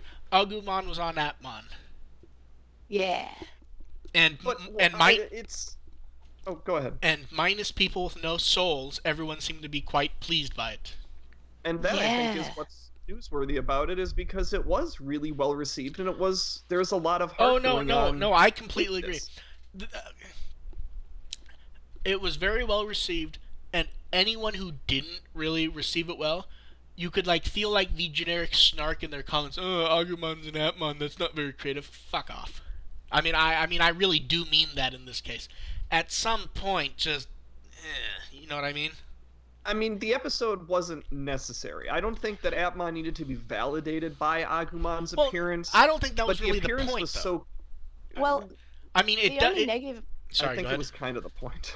Yeah, the only negative part about it is that I don't feel like it should have been episode 45. I feel like it should have been maybe episode 10. And even during this episode, Ray says, "Hey guys, we have bigger things to worry about. Can we fight Leviathan?" Yeah, but the thing is cool. especially Ray, I wrote in the blog that Ray tries to dismiss this whole thing as a filler episode, which it sort of is, but But the thing is you do need slow down episodes towards the end, and what better thing to do than a 20th anniversary thing as they're ramping up a bunch of 20th anniversary stuff. Well, we already had last week was a slow down episode though. Very much. Yeah, but you need a few of those before you go into the final arc, because you're putting money towards the final arc. I don't remember any slowdown episodes in the Dark Masters arc. Yeah, no, there were a few that were tied into the Dark Masters arc, but where they kind of just farted around a bit. No, I think all the Dark Masters arc was fairly... Well, no, I mean there were parts of the episodes. They sort of split them apart based on what they were doing. Right. Yeah. I mean, the Metal Seedramon episodes were kind of like that, but once they got out of that and and split the group up, it was pretty serious for the most part.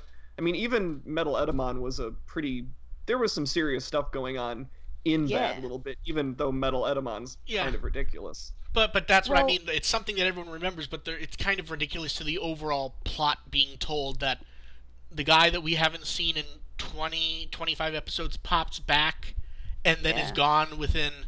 Was it the same episode or the next episode? He was in 2 episodes, but that led to a lot of different stuff. Leomon's death was related to that. Yeah, but that's not part of the overall story, though, is what I mean. No, it kind of was, though, because that's like Mimi's transformative moment that situation. Yeah, but the transformative moment in the long run doesn't really do much. It's a transformative moment. I would say it kind of does. That was Mimi's character arc kind of coming to a boiling point in that moment, and that was all because of Metal Edamon showing up. But to a degree, she's still the same Mimi afterwards. She's not. She absolutely was not. She was a completely different character coming out of that. She formed an army. Yeah, Yeah, she she did, went out and but formed an no, I'm army. saying her personality was the same. There But she was said she there was formed an not really army. personal growth, is what I mean. Oh, there was a I don't ton of know. She Yeah. she did kind of There was go a bunch. at the, Yeah, I guess we'll just have to disagree on that one, and we should probably talk about actually Appmon. Oh yeah, that's right. Oh, yeah. The animation style was good. Because the funny part is we were sitting there going, it's nice to see stuff that isn't specifically adventure, and then somehow we're talking about Mimi. Because Mimi's best girl. Yes, she is. Is. But yeah, it's just all of the different elements they put in there was just really interesting. The fact that they, in my opinion, it wasn't actually a crossover episode because they explained everything in universe, which I thought was really smart to do. They do, but it's not a crossover in the sense of characters from another show crossed over, but to a degree it is Adventure Agumon. Wink, Right. wink. Right. But that they didn't have to explain anything by invoking the multiverse, I thought was a nice See, move. to be Yeah. true. Though so many crossovers especially Japanese crossovers, have a tendency to just not mention it. Characters will Right. just show up and then they're just there and then they leave. Yeah. Yeah. But you've got all that great stuff. Is like you have Braveheart playing all of a sudden. You have the animation style of adventure when we see Agumon in his own world, and Agumon, the actual art style of Agumon changes to the way it was in adventure, and it's so loving and it's so great, and I'm so happy. It works. You even had some Cyber Sleuth illusions in there with Nakano Nakano, Broadway. yeah. See, I'm not sure. Is that really a Cyber Sleuth reference, or is that just? I don't know if it was intentional, but it's certainly easy. invoked that for a lot of people. Yeah, but that's also because that's really the only location specific to the game that isn't just taken as a generic Japanese location by most people. Well, they could have gone anywhere in Tokyo, and they decided to go to Nakano Broadway. True, but what I mean is if they go to randomly Akihabara, that would just be taken as a generic Japanese location. Yeah. Regardless of if someone could point out some importance to it in Digimon, is what I mean. Yeah, I mean there have been a couple incidents where they've gone to Akihabara, but it's not as central to it the way Nakano Broadway is. Yeah, I know, but that's also what I mean though, is it's just a location that's used constantly in Japanese stuff. Yeah. It just Cyber happens. Sleuth also goes to Akihabara, but it's not the same as Nakano Broadway. Yeah, but that's what I mean though. It just I hope if this ever gets dubbed that they insert a line where Haru is told to turn left at the Freaky Detective Agency or something. I mean, it's hard to. The reason why I don't take it as a literal reference is they didn't even get permission to use the name like they did for the game, and they had changed it. Well, yeah. I mean, clearly they cleared the name for the game, whatever clearances they need to do, and it feels like they could have done it here easily enough, especially since they've teamed up with them for the promotional crap. But the other thing about that is Appmon doesn't use a whole ton of locations. I think other than Roppongi, I don't think there's any actual locations they use. Like there was one episode where they clearly go to Odaiba. They do not mention Odaiba by name. Yeah, but that's another weird Japanese thing that often happens in anime, where they go to really clear places and no one says anything about where they are. Not in Digimon, though. Digimon's been very specific about its locations in the past. That's one departure of Appmon that I'm not a big fan of. True. I mean, I don't like the fact that their hometown is not a real location. Hey, how dare you insult any town in Japan? My fantasy football team name, by the way, is going to be named after Fujimi Zaka. I haven't settled on a nickname, though. But yeah, and I mean, the character stuff worked well, I thought. Oh yeah, it was a very good episode for Haru. Just having Haru being nostalgic for Digimon is so cute. Yeah. It doesn't make a whole lot of. It's not very useful in the long run. Like Haru's not going to be nostalgic next episode. No. So it's not really a good character growth episode, but it's just cute to see Haru like this. You know what I kind of wanted? I wanted Agumon to have an Appmon ship that Haru now has, and now he can summon Agumon at any time. Well, see, that's the funny thing is the end of the episode kind of wafts on that fact. Yeah, like I we mean, see we see Agumon pop out of a smartphone app. I think that was just sort of a cute Oh no, it is, but visual. that's also like kind of that universe's thing is that they are living representatives of applications. Yeah, it would be I mean, somewhat sensible for Agumon to exist as an Appmon, because if this Digimon game, this Digimon universe game, is an actual app, yeah. which apparently it is. Mm. I mean, let's be clear. We're not going to see Agumon again. I mean, Oh, no. None of us are saying that. We're just commenting on what happened. Yeah. I mean, yeah, it was just a little Easter egg goodbye thing at the end of the episode, but yeah, I think it was something that got us talking again. I think there was so much buzz about it, more than your usual Appmon episode online. So I think it's really important. The thing is it hasn't been the easiest thing for people to follow Appmon if they want to. Right. It's not like following Try. So in the case of something like Agumon showing up, it's something that anyone can understand whether they're keeping up with it or not. Mm-hmm. Which is another thing they did pretty well, is they didn't really... The plot is associated with it. Like, they have motive for why these video game characters are coming to life, but it's not really that important that you know the entire backstory of what's going on. Yeah. And a bunch of people were hoping that one way or the other, we would have them literally say the words Appmon or Digimon, Appmon or not Digimon, and instead we only got one statement, which is Agumon is not an Appmon, which is exactly basically what I expected them to do. Digimon or Appmon senpais. Yes. Yeah. That's literally, we got them saying that and saying Agumon is not an Appmon, and that's literally all they said about it. And well, someone pointed out the coding when they were the 3D models of Globemon and War Greymon. Yeah, I've been in this argument. Very telling. Less telling than you'd think, to be honest. And I know because I've had to write up multiple paragraphs about this when people writing up explanations that don't make sense. It's still a really nice distinction. No, it's a very nice distinction. But I'm talking about the people who are like looking at the distinction and then writing paragraphs and paragraphs about what this tells us about how advanced characters are, and that has nothing to do with anything. Oh yeah, no. I mean, we have rookies walking around in Cross Wars, doing whatever they. Yeah, characters. The Digimon characters in Cross Wars are incredibly developed. Yeah. And actually, I argued very early on in Appmon that it felt like the Appmon characters were underdeveloped. That changed. Yeah. But I mean, here's the basic rule for this type of thing. That's not something to use this to go off. Characters are as advanced or as powerful as any given story demands. Yeah.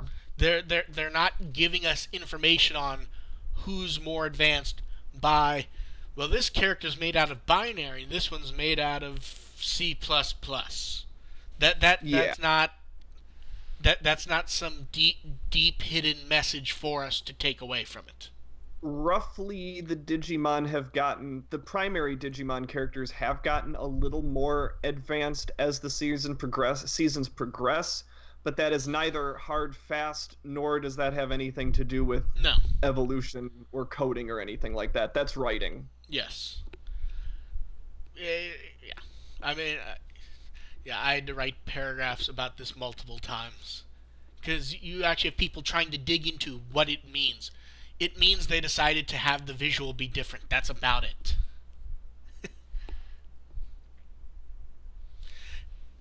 I still like the screen cap I picked for the title. Yeah, it's cute. Oh, yeah. My screen cap for my blog post was Haru and Agumon just smiling at the camera. Yeah. I mean, cool. The thing is they do look good sitting next to each other. Didn't we joke about it a couple weeks ago about them getting into a fight over sharing Gachmanaka? Yes, and instead they shared it friendly. Gachmon shared it willingly. Yes. Although if you look at where Agumon's looking, he might be looking at the one Gachmon's holding. Like if you aim his head a bit. I don't give this to everybody. Yes. Do we have more to say about the episode? No, I just spoke about it a lot yesterday, so I'm done. I felt it was important to talk about. No, and that made talked about it at length in other channels. That made perfect sense, and we'll definitely be doing this for Try Part 5, but minus maybe Appmon's finale, I can't imagine we'd do this for another Appmon episode. It's going to be tough because Try Part 5 and Appmon's finale are the same day. Jeez, that's right. That's going to be a long... Forgot about that. Well, to be fair, there always could be like a week delay. I hope not. That usually suggests that something bad happens. No. I mean a delay on the schedule. Like, there could be some special whatever. Yeah. Because we only have scheduling up through, like, 49, I think. Maybe. Yeah. But I think they want to get to the next series. I'm not sure they've even announced it yet. I need to check later, but yeah, we'll check. I think that's it for that. I think we're all saying thumbs up. Yeah. Ian, Appmon is 52 episodes. There's no give or take. Now, to be fair, it could very well be in a week they're going to say Appmon Plus begins the next week for all we know. And the main characters are Watson, and Eugene. And Gatchmon. Although it's just. I want to call Hunter J. Although at that. Oh my God, please. Although at that. The best character. Although at that point, it's just going to be a slice of life anime taking place in the bookstore. I want a slice of life anime with a Cult Hunter J and Caught Up Man. No. Oh my God. No. That would be fantastic. No. Slice of life. Caught Up Man has so many different jobs. Slice of. It'd be great. It'd be like Golden Boy with an afro. No. Slice of life anime starring Mimi, Gatchmon, Vmon, Miyako. Trying to think who else would work. Eri. Eri, yeah. See, the problem is Eri would just walk around threatening to punch people. Mimi, Nene, Eri in their idol career with Miyako managing them. Oh my God. I never knew what I wanted until right now. What, Hikari's not invited? She can be she's a fan. Yeah. No, she can be like a She's a very devoted fan that, she's friends with Miyako, so she has ins, but she's just... Okay, on to questions before... We don't want to spin out of control like we did last time. When me and AR were just having far too much fun discussing stuff. I'm sorry I missed that. Oh, did you listen? We spent like a good half hour talking about 80s, 90s adventure games. So it was like an hour. Yeah. And then afterwards, I went to look up like the old Love Hina games that I talked about. I was like, oh shit, it's exactly what I remembered it to be. I may have played a couple Telltale games afterwards. While you guys think up questions, we can go with a question that someone sent via Curious Cat, which was anonymous. If you could go back in time and change a season of Digimon, which do you think would benefit the most from a rewrite/do-over? Frontier, 100%. Yeah, I feel like Frontier has so many ideas, and it has so much like the lore behind it is pretty compelling in terms of I think the issue with Frontier, storyline. though, I don't think it was purely a writing issue. I think it was a case of we're done and we're working around our budget. It still wasn't very good. If the writing's good, you can still overcome that. But you can overcome a low budget. But it's hard to overcome it in the framework the franchise has. See, I don't think Frontier was done when it started. I think it wasn't done until like halfway in, before they realized that this was going to be it for a while. So the first half, they don't have an excuse. See, I'm not that bothered by the first half. Although, to be fair, I'm so I'm so amused by Bokumon and Neimon. I ignore some of the issues. Although the first half is better than the second. Although half, I don't think the issues are quite as big as most people make them out to be. Oh no, they're big. Yeah. They're not that big though. Yeah, they have a lot of problems with taking the characters and putting them in a story that fits their characters. Instead, they have these characters and put them in a situation that's completely not suited for them. Yeah, but that can be fun sometimes. They just do it too much. No, they don't do it at all. The problem is you've got characters like Junpei and Izumi who have a problem making friends, and they never put them in a situation where they're forced to make friends. Like, that's where the idea of using this concept of a war here between Ophanimon's faction and Kurubimon's faction, you could totally have a situation where Junpei and Izumi are forced to recruit Digimon into their side. And yeah, but see, that's the kind of episode. The biggest issue with Frontier, honestly, is that the Digimon have no interest in saving their own world. Yeah, see, I'm amused by that part, to be honest. Most of the Digimon seem to be vaguely aware stuff's going on. They just don't care. Right, and that takes you completely out of the situation, because if the Digimon don't care about the digital world, why the hell should the humans care about the digital world? Because that's their job. Yeah, well, that's the other problem, is I have major issues with Ophanimon's tactics, but if Cherubimon wasn't corrupted by Lusamon, Ophanimon's the bad guy. I've said this many times. See, the problem is she's the one who recruits outside help to have a bunch of text a bunch of kids saying, "Hey, be at this train station to go on some vague adventure." Pulls them all in. See, the problem is but the thing is if Cherubimon's not corrupted, he's still doing evil crap, and she still needs help to deal with it. What evil crap is he doing if he's not corrupted? He's still put together his own team that is then ruining stuff. He's fighting a war. He decided he has to go to war for whatever reason. And it's one of those wars that it's judged by the winners type of situation. It's not necessarily that he's doing anything evil. And him bringing Koichi over isn't any worse than Ophanimon bringing those 5 kids over. Except the problem is at that point, you're putting a morality to the story that simply doesn't exist, though. Right. And that's, like I said, this is one of the problems of Frontier, is it doesn't explore this morality. See, the thing is, I don't think it has an obligation to explore it. It should explore something. I don't disagree with that, but I think when you're applying real world morality to such a degree, though, at some point it sort of falls on itself in the sense of whether he's corrupted or not, she's still the other side. All I know is Ophanimon's responsible for more dead humans than Cherubimon is. Yeah. But I think with Frontier, this is not my answer, by the way, for which season I think would benefit for the most from a rewrite.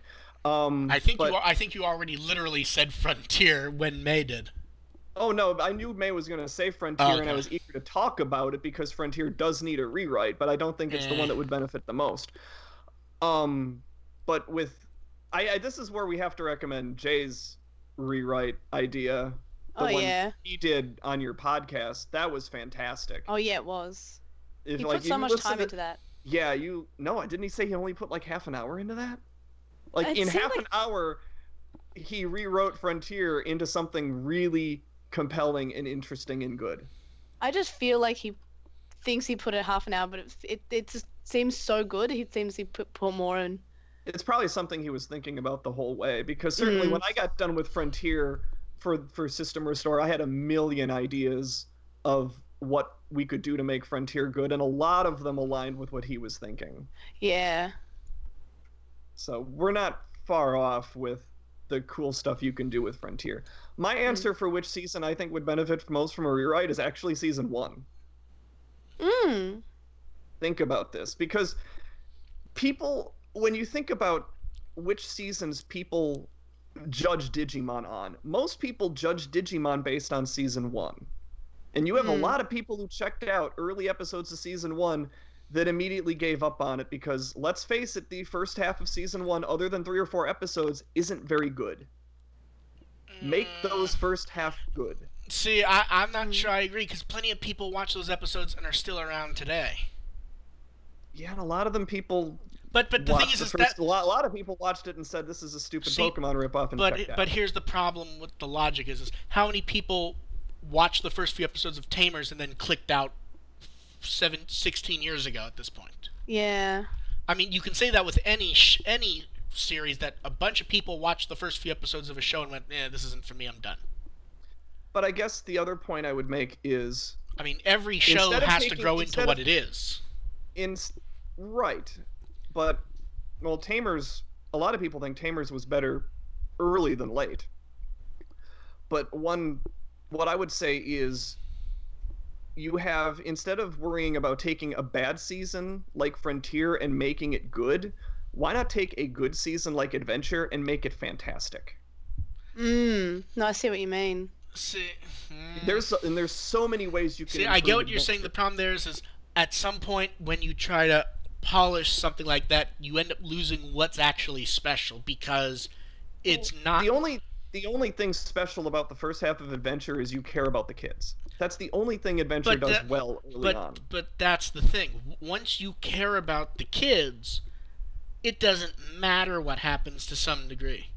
Well, why not why not get you to care about the kids and have an interesting story in the first half? See, I find that interesting. Or rather, I don't. The Devimon arc is boring as hell until Patamon dies.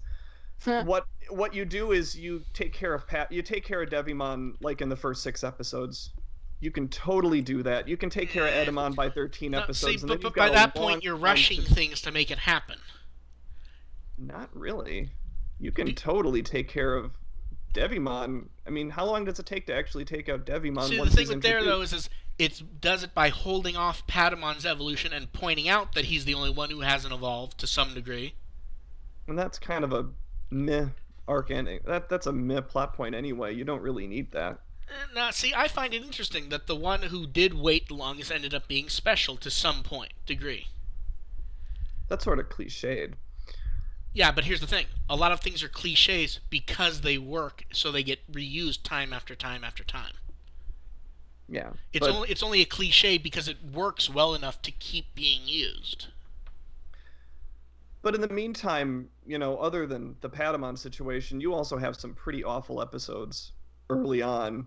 Just you can find ways to still have character introductions and evolutions, but you can take care of that a lot sooner. I guess I'm just not interested in a show being polished to a shine, because at some point then it loses what's interesting about it. If everything is just good, I will never turn down something that is good. See, no, but my point is like, for example, I love Deep Space Nine.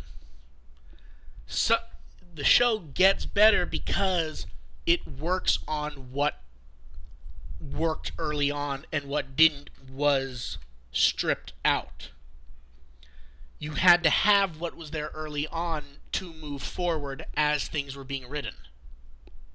Right, but I think that's the point of having this conversation about which one can work well with a rewrite. Is like, we're taking this with hindsight. I know, but when you think about what the beginning of the overall franchise was, when you strip certain things out, I think it makes the mistake of trying to perfect something that maybe shouldn't be. And I'm not saying you're trying to make it perfect. It's just the easiest term to use. You're stripping out what made it sort of weird and interesting at the beginning. The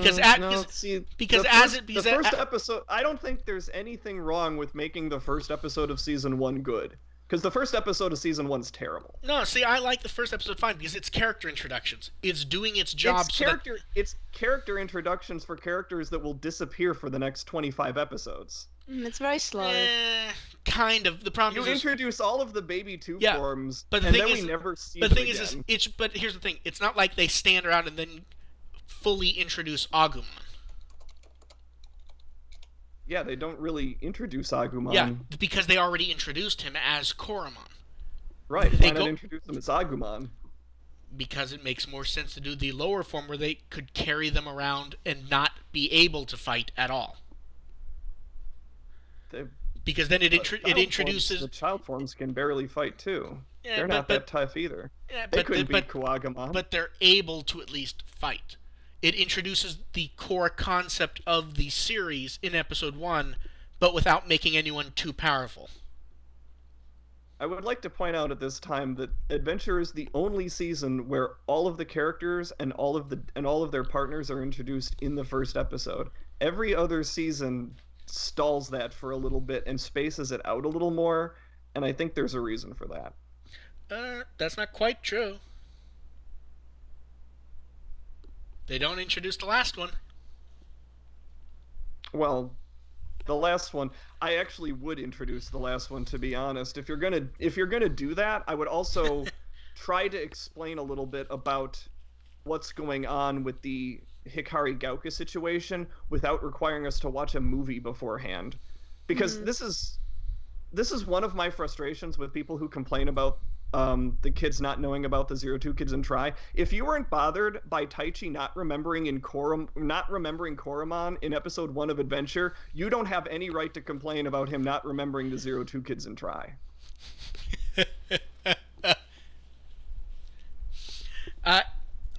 Well, the thing is it's sort of the type of universe that sort of slides into the Buffy, Doctor Who explanation of how stuff works.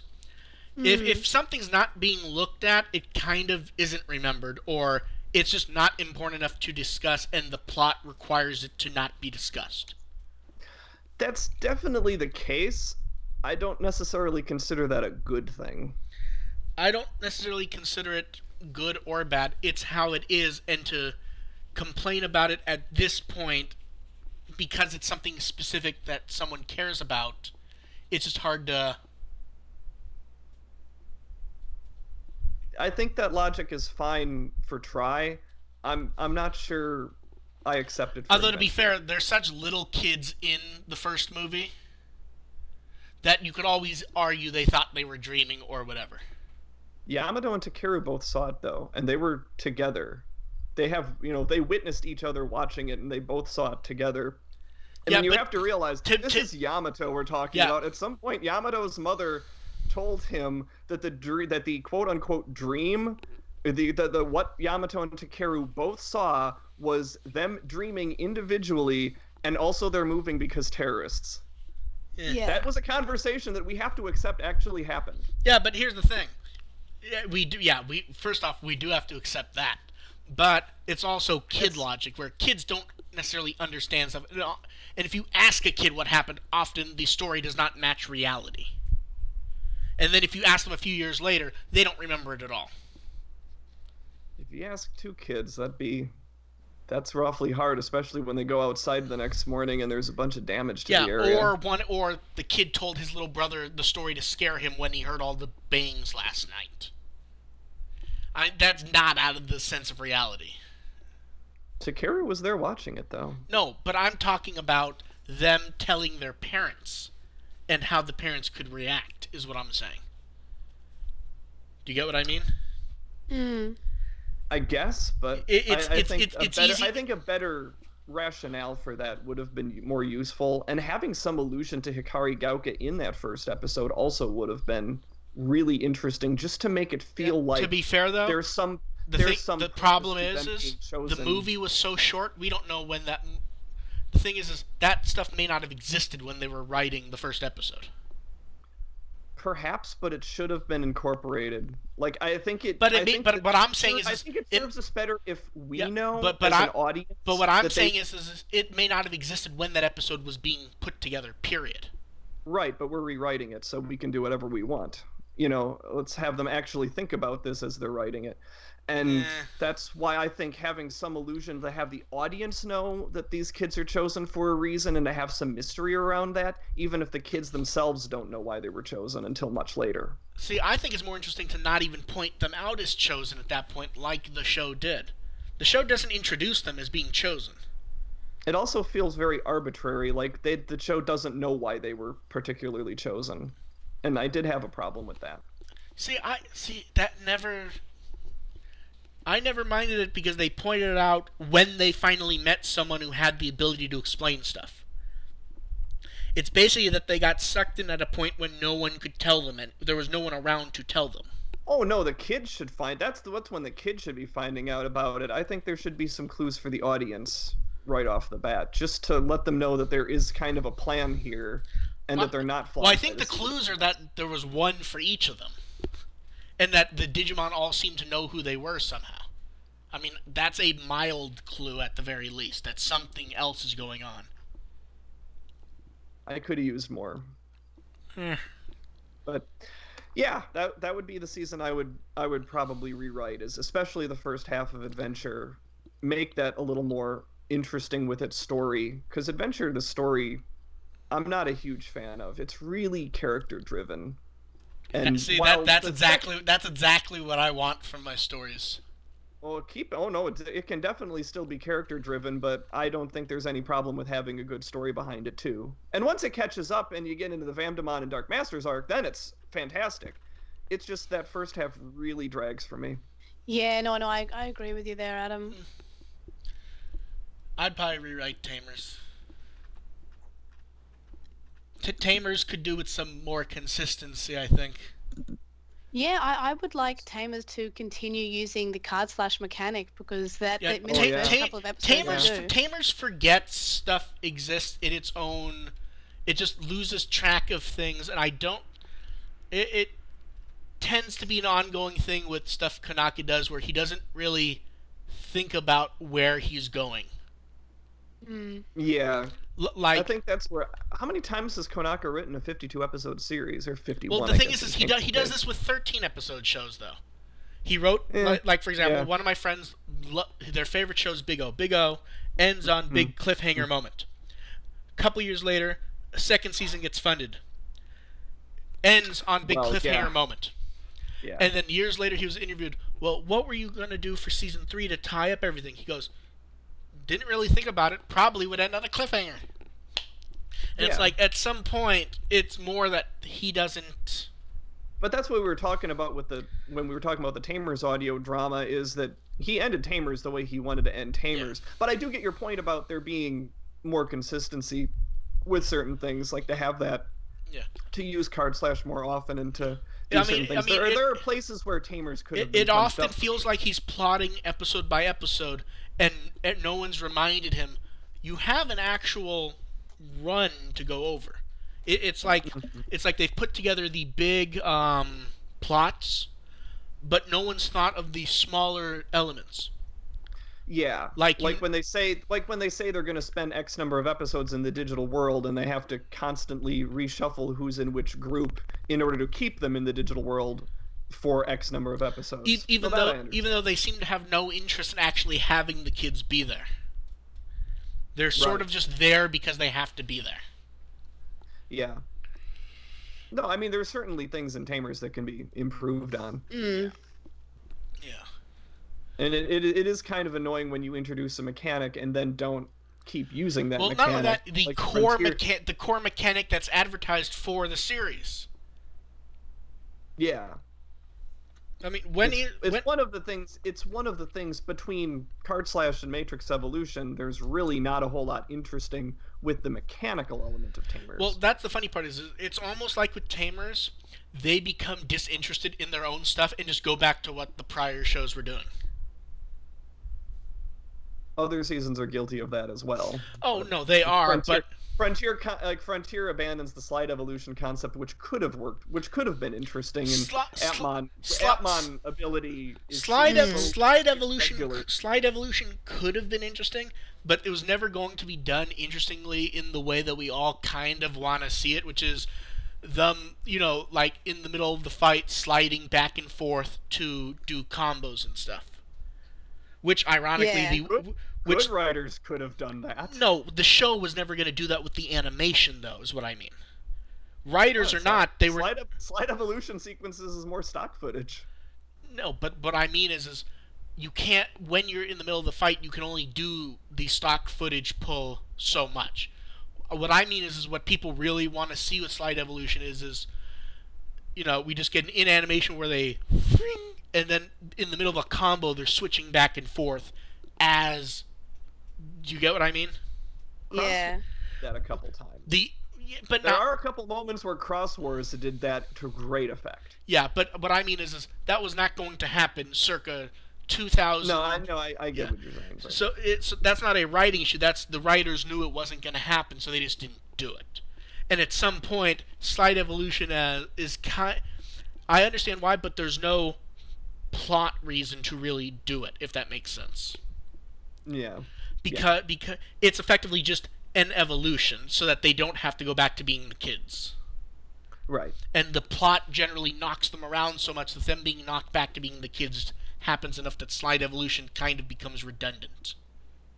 Yeah. Card Slash could have been used all the way up to Dukemon. Well, not with Dukemon himself, for obvious reasons, but it could have been used further into the series. But you also can use that with some of the secondary characters, still using it with their things. Like, we never got a Hirokazu Guardramon Card Slash. That could have been something. Yeah, like, Card Slash is the type of thing that could have worked well nowadays when... well, both Card Slash and Slide Evolution. Slide Evolution probably would have worked better now when they probably would have been willing to just bypass doing the Slide Evolution sequence entirely and just have it be a flash. Mm-hmm. Or use the Slide Evolution sequence once per battle and then do it as a flash. Exactly. I mean that would be very interesting dynamic fights, but that was just never, ever, ever gonna happen back then. As much as it would have been nice to see. So I don't call that a writing issue, though, simply because it feels like writers knew they weren't going to get to do it, so they just didn't. You know what I mean? I sort of get what you mean, although I don't trust the Frontier writers to come up with a whole lot of creative stuff. I think we can move on to questions. Let me scroll up and see what we have here. There's a long chat going on here, so I don't know if there's a whole lot of questions. Half of it's ranting about Try, which is what half the threads on With the Will devolve into. Pretty much. Which is why we tell them to stop, because it's just whining at some point. I almost got into it with someone on Facebook. Yeah. Well, because which is a terrible place, because I have like family members and stuff on Facebook. Yeah, Facebook for me is literally almost just families and the occasional friend. Yeah, I generally don't do a whole lot of Digimon geeking on Facebook. I do. Okay, yeah, here's you one. do. Okay, here's one from Transformer 03. Would we have preferred a sequel with the O2 kids rather than the originals? No. I don't think that would have really worked. I mean, it wouldn't have sold. You might get away with a series with the originals and the 02 kids incorporated in a meaningful way, but it would have to still be primarily centered on the originals. You'll never get away with one focused on the 02 kids. Yeah. Now, you could get away with a one-off at this point. Yeah, now you could. Like, if we got a follow-up audio drama or something post-Try about the 02 kids, I think that would be greatly appreciated. I've made the argument, if we were going to get anything with the 02 kids, it would probably be a web OVA. Okay. Which they would then edit into a single thing on home video, which is what they've done for Gundam Thunderbolt.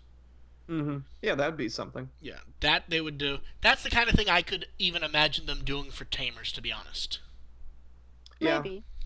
I think the problem with Tamers is, and I've brought this, and I've discussed this with people, and most Tamers fans generally admit, they don't really want more Tamers. They just want to see the characters again. Yeah. Right. They don't necessarily want. It's kind of the weird catch-22 of, if you're gonna bring the characters back, you have to do something with them. Well, if you're bringing the characters back post-season, you have to sort of undo the the permanence of the. I don't think you really do, because I think you can just go off the movie and say they just came back. Oh well, move on. I suppose you could, but then you have more canon problems, and people would be arguing about that. The thing is with the movie, the only real canon issues is coloring and stuff for Beelzebumon. Well, no, the issue with the movie is that the Digimon are in there. No, because you can say they just came back. You can say that Takato found them because of what he found at the end of Tamers. Right, even though they didn't think it was important enough to animate that scene of them being reunited, despite everyone saying the thing is because it's easy enough thematically to say that is a potential obvious conclusion to that idea. There's just an emotional. I would say I would be more interested. Okay. How about Union this? Than anything that happened in that movie. How about this? They go off the train crap, but we get a flashback where we see them meet up with them again. That might work. Because at some point, if you're only going to do an hour, you don't want to spend half an hour of it with them being reintroduced. You kind of. I would definitely spend half an hour of them No, being see, reintroduced. I I think no. that is an emotional high point of that No, movie. see, we want to see them just be around each other is kind of what everyone wants. Right, but then you can also do it before everything's resolved. Like, find some point where it's relatively stable enough to do some side story. See, I guess I've just never been bothered with the idea that he simply was able to get them. Of course, it's also been 15 years at this point of that sort of being in the mind what everyone just kind of assumed happened if you go with the train movie. Right, but my point is that them being reunited is such an emotional moment that it's the knowing that happens sort of drowns out anything that could possibly happen. The problem is how many times have we seen that with the franchise so far? We haven't seen it with Tamers. No, we haven't seen it with Tamers, but it's the same franchise. At some point, we've seen it with the Adventure Kids twice. Actually, more than twice if you take into account that not all of them saw their Digimon in the first episode. Have we seen it beyond Adventure, though? Well, we have Hunters. That's not really emotional, though. It kind of is. It's emotional for you and Damimon. That was emotional. But like Mikey and Shoutmon just get together and go, "Hey, what's up?" Yeah, but that's kind of those characters. Yeah, it is. But that's how they would. That's how they would talk to each other. Right, and I want to see how the Tamers would handle that situation, because each character handles that situation differently. They would all cry and be happy, and Rika would be standing with her back towards everyone, with her arms crossed. Let's see. No, she wouldn't. She'd be lovely. Oh no, yeah, Ruki would be. She'd be totally in tears if Renamon showed up again. No, she'd be in tears, but she'd be turned around so they couldn't see at first. Oh, okay, yeah, like she'd cool for emotions. Yeah, exactly. Yeah. She'd be crying. We wouldn't see it at first. She's freaking losing it. Yeah, well, to be fair, we saw her basically lose it in tears when they left. Yeah, she's not hiding anything if they came back. But we need to see the scene so we can settle this. That's my point. See, I'm perfectly happy with not seeing it and going, they got reunited, that's nice. I'm not saying they would never have a reason to show up, but if they didn't, I wouldn't really have an issue if they just went, the Digimon have been back for a while, remember the train thing. Not word for word like that, but you know what I mean. Yeah, that doesn't work for me. Yeah. You need to call Japan and complain, AR, because that's what they did. Well, the train movie's not canon, so... It's as canon as anything else that's happened after Tamers. Well, doesn't the CD drama sort of... Yeah, the CD drama basically says that they're not coming back. Yeah, but that's what I'm saying. It's as canon as anything else Tamers that's happened after the show ended. Also, I think Konako said that the CD drama is more canon than the movie. Yeah, he said he prefers the CD drama as an ending. Yeah, but the thing is probably because he worked on the CD drama, and not the movie. But that's the thing. It's not like he's in charge of what ends up being canon. If they decide to do more Tamers, he could very well not be involved, and everyone then has to decide on their own, are they going to watch it or not? Yeah, well, they've been pretty disinclined to use those side movies as canon. Other than Revenge of Diaboromon, I think Revenge of Diaboromon is sort of in the it might be canon zone. It's kind of the it doesn't matter canon zone. Yes. My general rule for which movies are canon or not is Taichi a main character? Which applies to everything, including Tamers and Frontier and Savers movies. If Taichi is not a main character in the movie, it's not canon.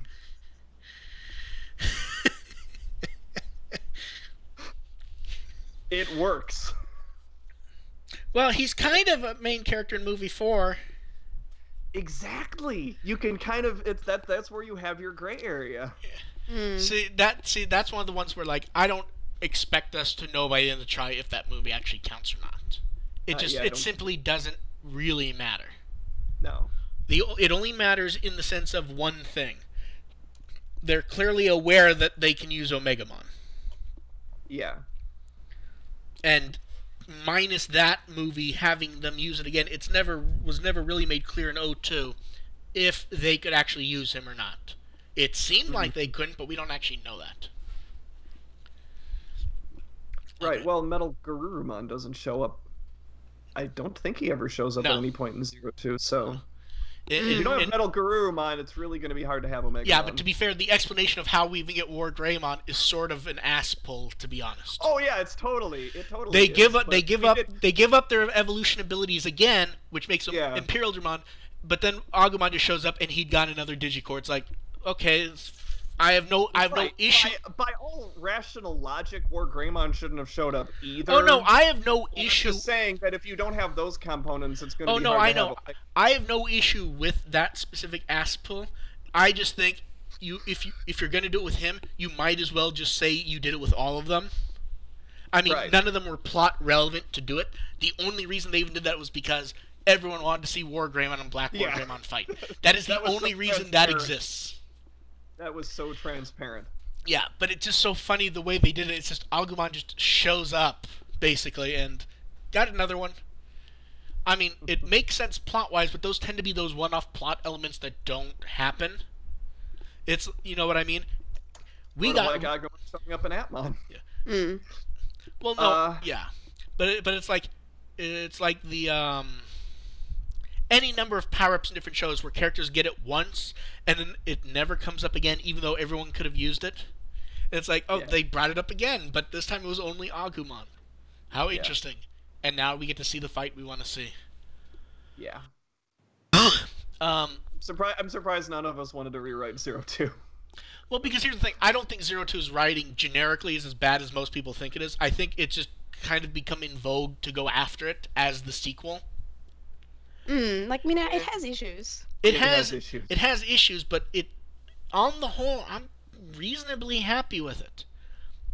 Like there are generic things you can point to, which we kind of do with each one, but by and large, it works serviceably well as a sequel. I think the other issue is that if you're going to try to fix all the problems of 02, it's going to take a while. I mean, it's enjoyable for what it is. Yes. But if you're going to, it's a lot harder to unravel everything and make everything fit and be consistent and be entertaining and take care of everything, as opposed to something like Frontier where all of the problems are really out in the forefront. I think there's also something more interesting with just starting at the beginning to theorize how to rewrite stuff. And for 02, that's sort of what you have to do. No. I mean in the sense of you can you can restart at core elements. With 02 to a point, you're still building off something else. Is what I mean. Oh, no, I get what you're saying. Yeah. Yeah. It's sort of 02 you kind of start at the halfway point in many ways. And Frontier, no, you can almost start from scratch with that one and just take the core elements. It's like if you were going to rewrite 02, would the Adventure Kids really be as much in the background as they are? I mean, plot. That's a tough question. Plot-wise, it makes sense to do.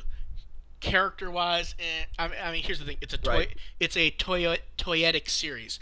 They were going to replace as many characters as they could, reasonably. Right. And which leads to the ultimate plot, finding some plot reason for them to not be useful. Yes, and they did it. And that's ultimately the first problem you have to fix with 02 is giving us something that actually makes sense and is in character. See, I'm actually perfectly fine with the excuses. I'm just more annoyed that they did it twice. I mean, it makes sense plot-wise, but come on, just come up with one excuse that will work through the show. I don't need two of them. Yeah. That's my only issue is they deal with the towers and then conveniently there's another one. Yeah. And, the towers were a fine excuse. The towers worked fine. It was the second one. And then they all get their evolution abilities back, and then they have to give them up again. Yeah. And then they get them back and then have to give them up again. Well, only Agumon does at that point. Right. But that's my main issue is just find one excuse. Or even just come up with excuses that just do not sound quite so much like finding ways to weaken the old characters. You could have come up with something like maybe it has to be Armor Digimon or Jogress Digimon rather than it being a plot background reason. Something like that. the next question. Okay, who do we think will be on the 6th poster? I really everyone. hope 02 kids, but it's probably just going to be everyone in general. Yes. My guess is the main 9. Everyone with Tai Chi stomping on a sewer grate where you can see the 02 kids slightly underneath it. They've trapped them, yeah. Something alluding to the presence of the 02 kids would be appreciated. I don't know if the 02 kids themselves would be on it. The Adventure Kids, and one of them's choking Vmon. Oh no, not Vmon. Can we choke Daisuke instead? Yeah, the problem is if it's Daisuke, then people can say for a fact it's 02. With Vmon, it could just be a random Vmon. Sort of like how everyone was wondering if the Bakumon on Part 4 was going to be the one we had seen before. People wondered that? Yes. I forgot Bakumon was in 02, so... Oh, people thought it was going to be the same one. Yeah. I suppose the Bakumon also appeared in a Season 1 audio drama. Everyone shows up in an audio drama somewhere. Yeah, it's true. But, yeah, I think something with... My guess would be all of the kids in some capacity with some sort of allusion to the 02 kids without actually having the 02 kids.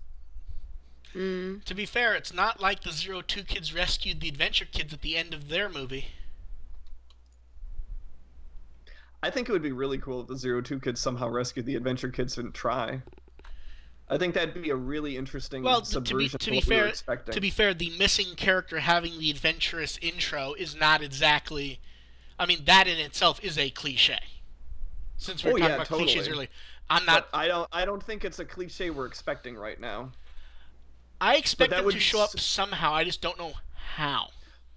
I think the general expectation is at some point the Adventure Kids are going to realize they're missing and go rescue them. To be fair, they know they're missing. It's come up. Right. Realize they're missing and they really should get around to rescuing them at some point. Yeah. But, you know, to actually prioritize it and go save them, I think most people expect that that's how it's going to play out. I would love it for, say, somebody else to rescue them, like Maki would be a great one even to better. Rescue them. What if that's where the real Jedi is? Or that's where the real Jedi is. That's another possibility. And then potentially having the 02 kids get the Adventure Kids out of a pinch in the end. Like, just for the Adventure Kids to finally just like, oh, we're fine. This is finally it. They're finally going to lose. And then out of nowhere, Magnamon shows up. Is that not the most Daisuke thing ever? And then it pans to Daisuke, who's standing there eating ramen. Sure. So many weird, random things that could happen. The problem is even trying to guess, it feels like 90... I mean, everyone has guessed and theorized, and almost everything has been 100% wrong. I've seen some correct guesses so far. Yeah, but the problem is the correct guesses are always followed, or had right before them, 20 wrong guesses from the same person. I don't know, a lot of people were spot on about the Maki and Daigo being the original Chosen. But yeah, that was a lot of people had that on their radars, and they were dead on. I count that as wrong. Do you know why? Every single time new characters were introduced in anything, it was the original Chosen. Doesn't matter. It's still accurate. No, because there was definitely a lot of clues. It's only accurate. It's only accurate if they're actually guessing. If they just guess it for everyone that appears, it's not really guessing. It's just saying it over and over again. The Frontier kids were the original. The Crosswords kids were the original. Maybe some of the Tamers kids were the original. I don't know. May, were you on the Daigo and Maki being original? Yeah, but I mean, how often did you do that? How often did you guess someone else was the original Chosen before Daigo and Maki showed up? Yamato's dad. I always said that he might be one as well. But besides that, no. Besides that, no. I'm not talking about any singular person. I'm talking about the fandom as a whole. I have heard the Frontier kids you can't go with the fandom as a whole because their guesses are all over the place and there's a billion different ideas. Yeah, I'm going for one particular thing.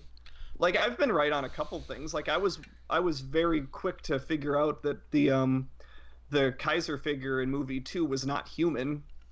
Well, I think a bunch of people guessed that when he didn't talk. Right. Because Ken's quite mouthy. I guess that's somewhere before movie 2, somewhere in the middle of the Ken versus Taichi debate. I realized that both options were stupid and neither one of them would be accurate.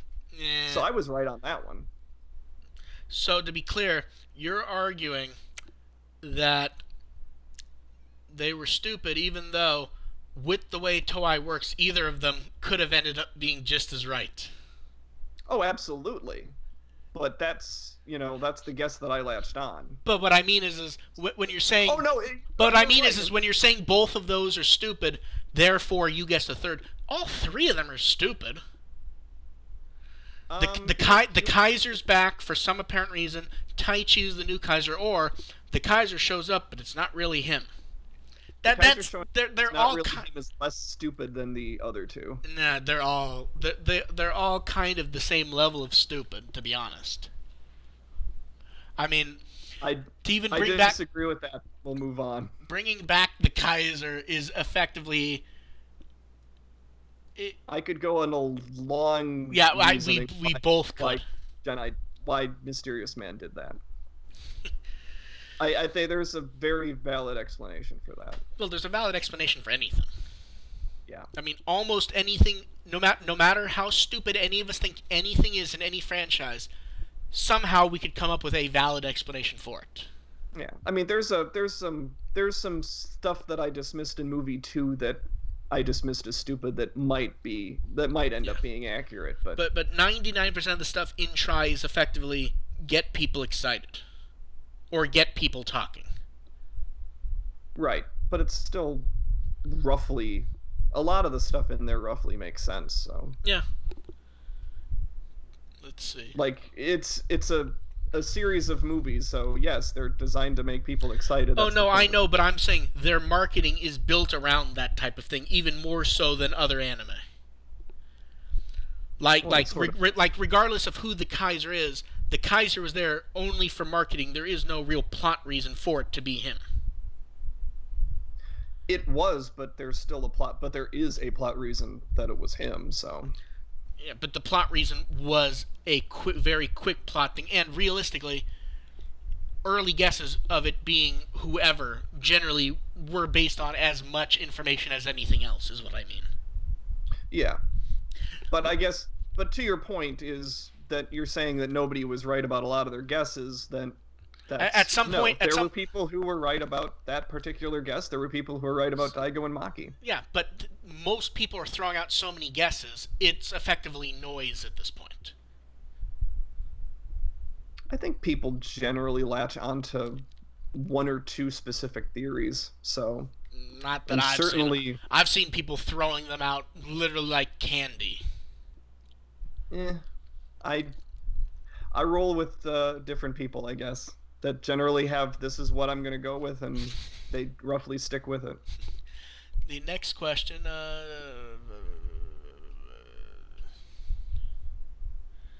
what is the craziest theory we've ever heard from the fandom? Mimi Shoes being proven Yeah, 02. Mimi Shoes was a good one. Yeah, it's hard for me not to go with Mimi Shoes because now it's in my head. Yeah, I like the one where because Yamato when the train car that Yamato was in the shadow, which meant he was going to be he was going to be. I forgot about that. I forgot about that one. That he was shadowed, so he was going to be evil.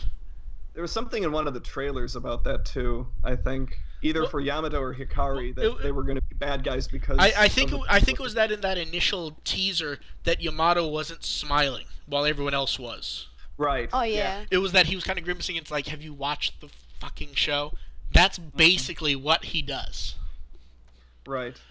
I think that's a shock for a lot of fans, though, is that the Tri characters are being written in character. Yes. Which throws a lot of people off. Yes.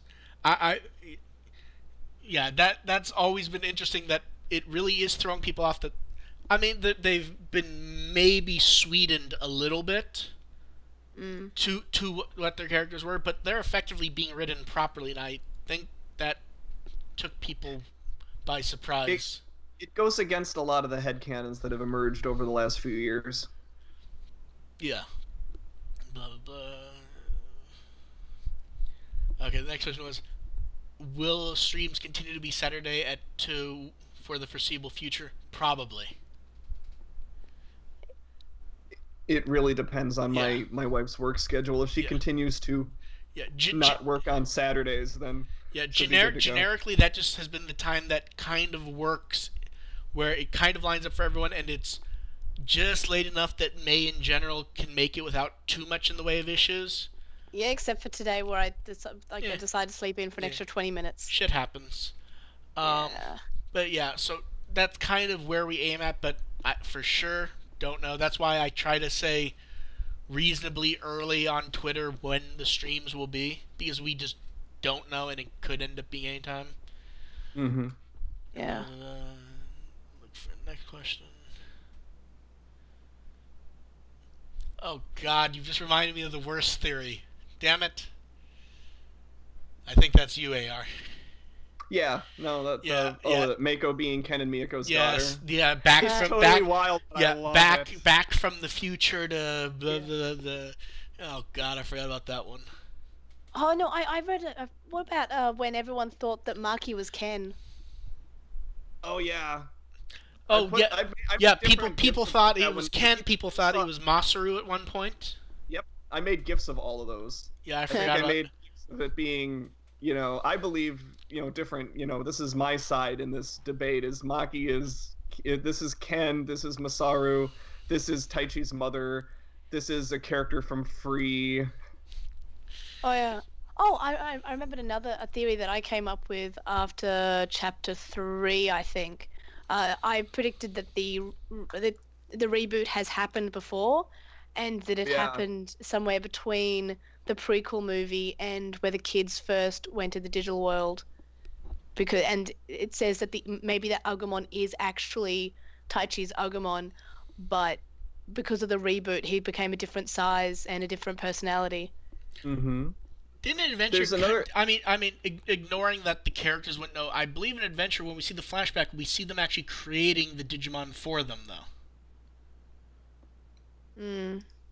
Like, we see them creating the eggs. So you could say some of the data might be from the old one, but I don't think it could actually be that one. Yeah.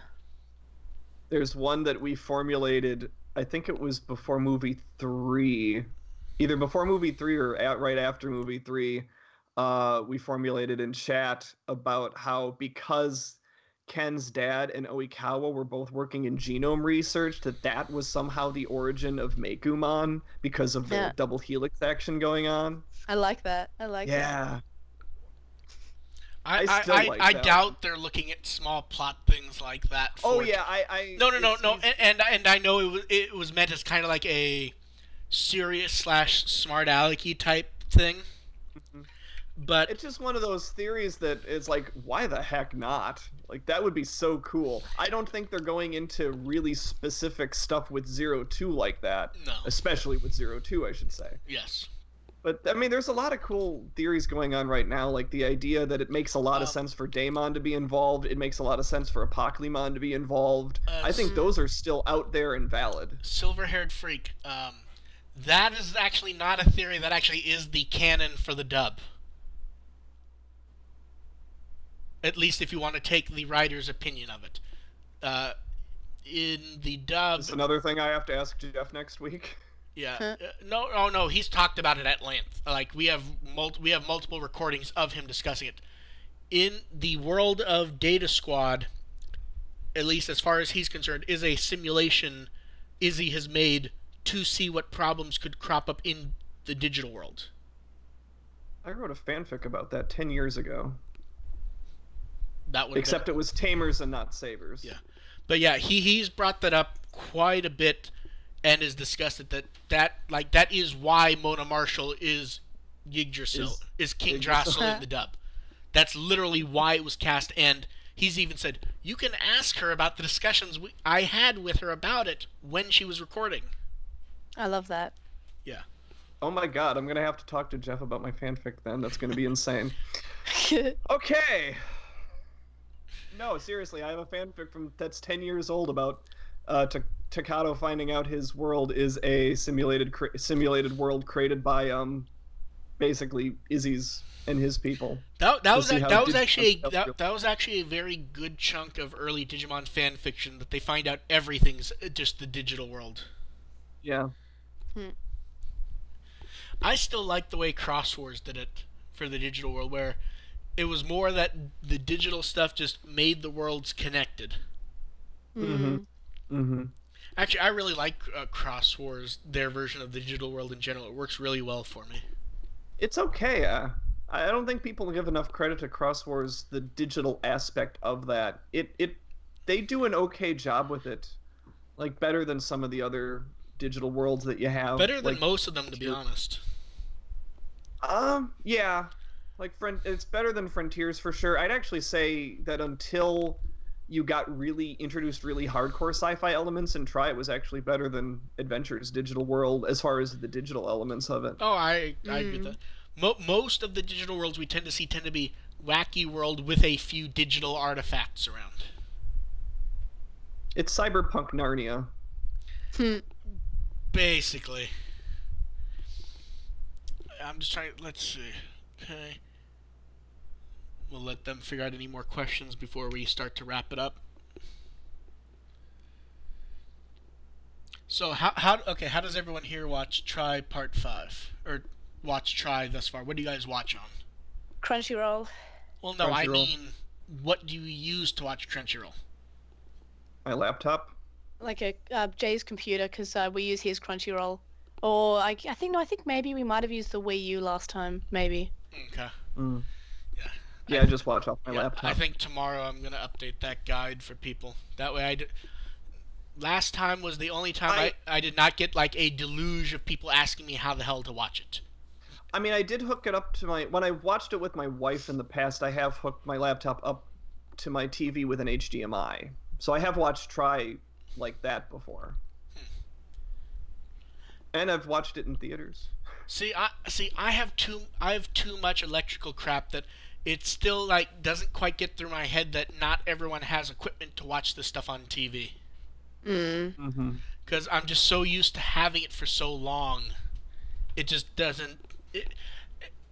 That's why I wrote it last time, because I got tired of giving people advice one-on-one about which I still do, but it made more sense to just write a guide. Yeah. Does Crunchyroll work on a Chromecast? Yes. Yes, it does.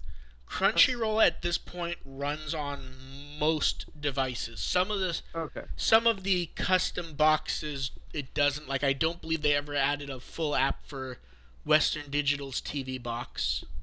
They had a mini version of it on there, which is kind of useless, but most TV interface boxes now have Crunchyroll to some degree. I mean, if you have a video game system, you have Crunchyroll. Yeah, I'll keep that in mind. Yeah. Who is going to see the solar eclipse on the 21st? Wrong hemisphere. I'm at work. I'm at work, and I'm not in a location where it's going to be impressive. Yeah, I think I'm in 50-60%, and I do have the glasses, so I assume but I think it's like, where I am, it's like a 2-hour range. So I'll probably pop out at some point to see. Yeah, I'm probably about the same way. I might, if work lets us, which would not surprise me that if work says, hey, who wants to pop out and see the eclipse, it might happen, but... Do you have the glasses that keep you from going blind? I do not have the glasses. It might be kind of a pinhole box type thing. Yeah. Neko, I have no idea what your question actually is, to be honest. I feel like there's more to the question that's missing. What about the music headcanons? I think we need a bit more clarification on that to really answer it. I did a Tumblr post last week about music headcanons, so... Yeah. Well, we'll have her clarify just to make sure that's what it is. Someone wants to know if we're going to get more commercials for Part 5. Yes, we will. Yeah. I mean, there's usually a couple more, 30-second commercials that'll come out before. There'll be a few 30 seconds. There'll be a 15-second. Yeah. There'll probably be one more trailer. I wouldn't be surprised to see a couple of them show up in Appmon in September. So for everyone who watches Appmon live, usually there are a couple Digimon-related commercials in there. Yeah. I mean, there'll be something. Yeah, like they've showed the promo for the Tamers Blu-ray. They've had a lot of that's kind of the wrong market to show that for, to be honest. It is, but they're doing them. So if you're watching Appmon live, Oh you no! get to see No! I know, but it's like anyone watching Appmon who is not a little kid already knows that that box is coming out. Yeah. But hey, little kids need to be warped by tamers too.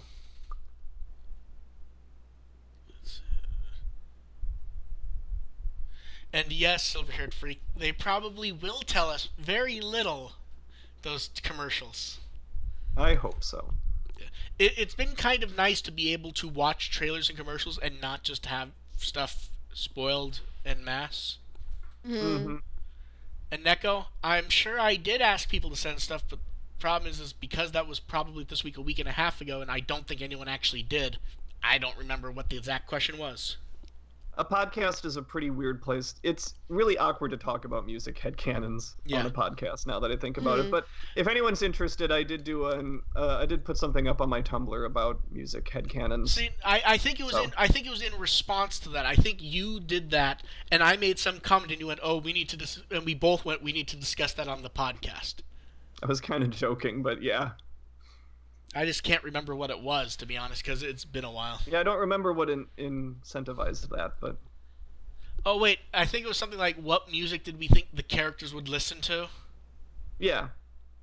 Yeah. Something along those lines. But I don't remember if we were coming up with smart-ass responses or not, was the problem. I don't remember, like, the real context to it. But no, I have a very sincere response to that on Tumblr. Although someone asked me to rank them on their music tastes, so that's how it's framed. Like, which one has the best music taste and which one has the worst. We've all seen the trailer for Part 5. Hikari is listening to Linkin Park. Oh no. And it's also 2005, so. And it's in the form of old Dragon Ball Z music videos. I would have said Gundam. No, Lincoln Ball Z videos were like the thing in 2005. Like that's like 1999 to 2006. It was just like an ocean of Linkin Park Dragon Ball Z videos trying to make it seem much more dramatic and dark than it really was. Well, to me, I always associate Linkin Park with Gundam because for some reason on Cartoon Network on Toonami in Australia, they constantly had Linkin Park songs playing in the commercials for Gundam, especially Numb. Gundam Wing, I believe. I had a friend who actually wanted to make a Gundam Linkin Park video. Well, this was an actual trope. Like there are AMVs that make fun of Linkin Park Dragon Ball Z videos. To be fair, there is a Linkin Park Gundam. And there is a Linkin Park Gundam album. Yeah. Like I don't remember what the guy's name is who the main guy in Linkin Park. He's a huge Gundam fan. There is an actual official Linkin Park Gundam, and there was an actual like Gundam Linkin Park album thing. Oh really? Yes. Oh, that's interesting. Never knew. Now I have to find the picture to show everyone, which I will link. I will link in the here. I will link right here. And here's someone who has the album and trying to sell it. Oh. And like you can see their logo on the bottom of the Gundam shield and everything. Like, all joking aside, that exists. Oh, okay. It does. But anyway. One of those random things that I saw at some point.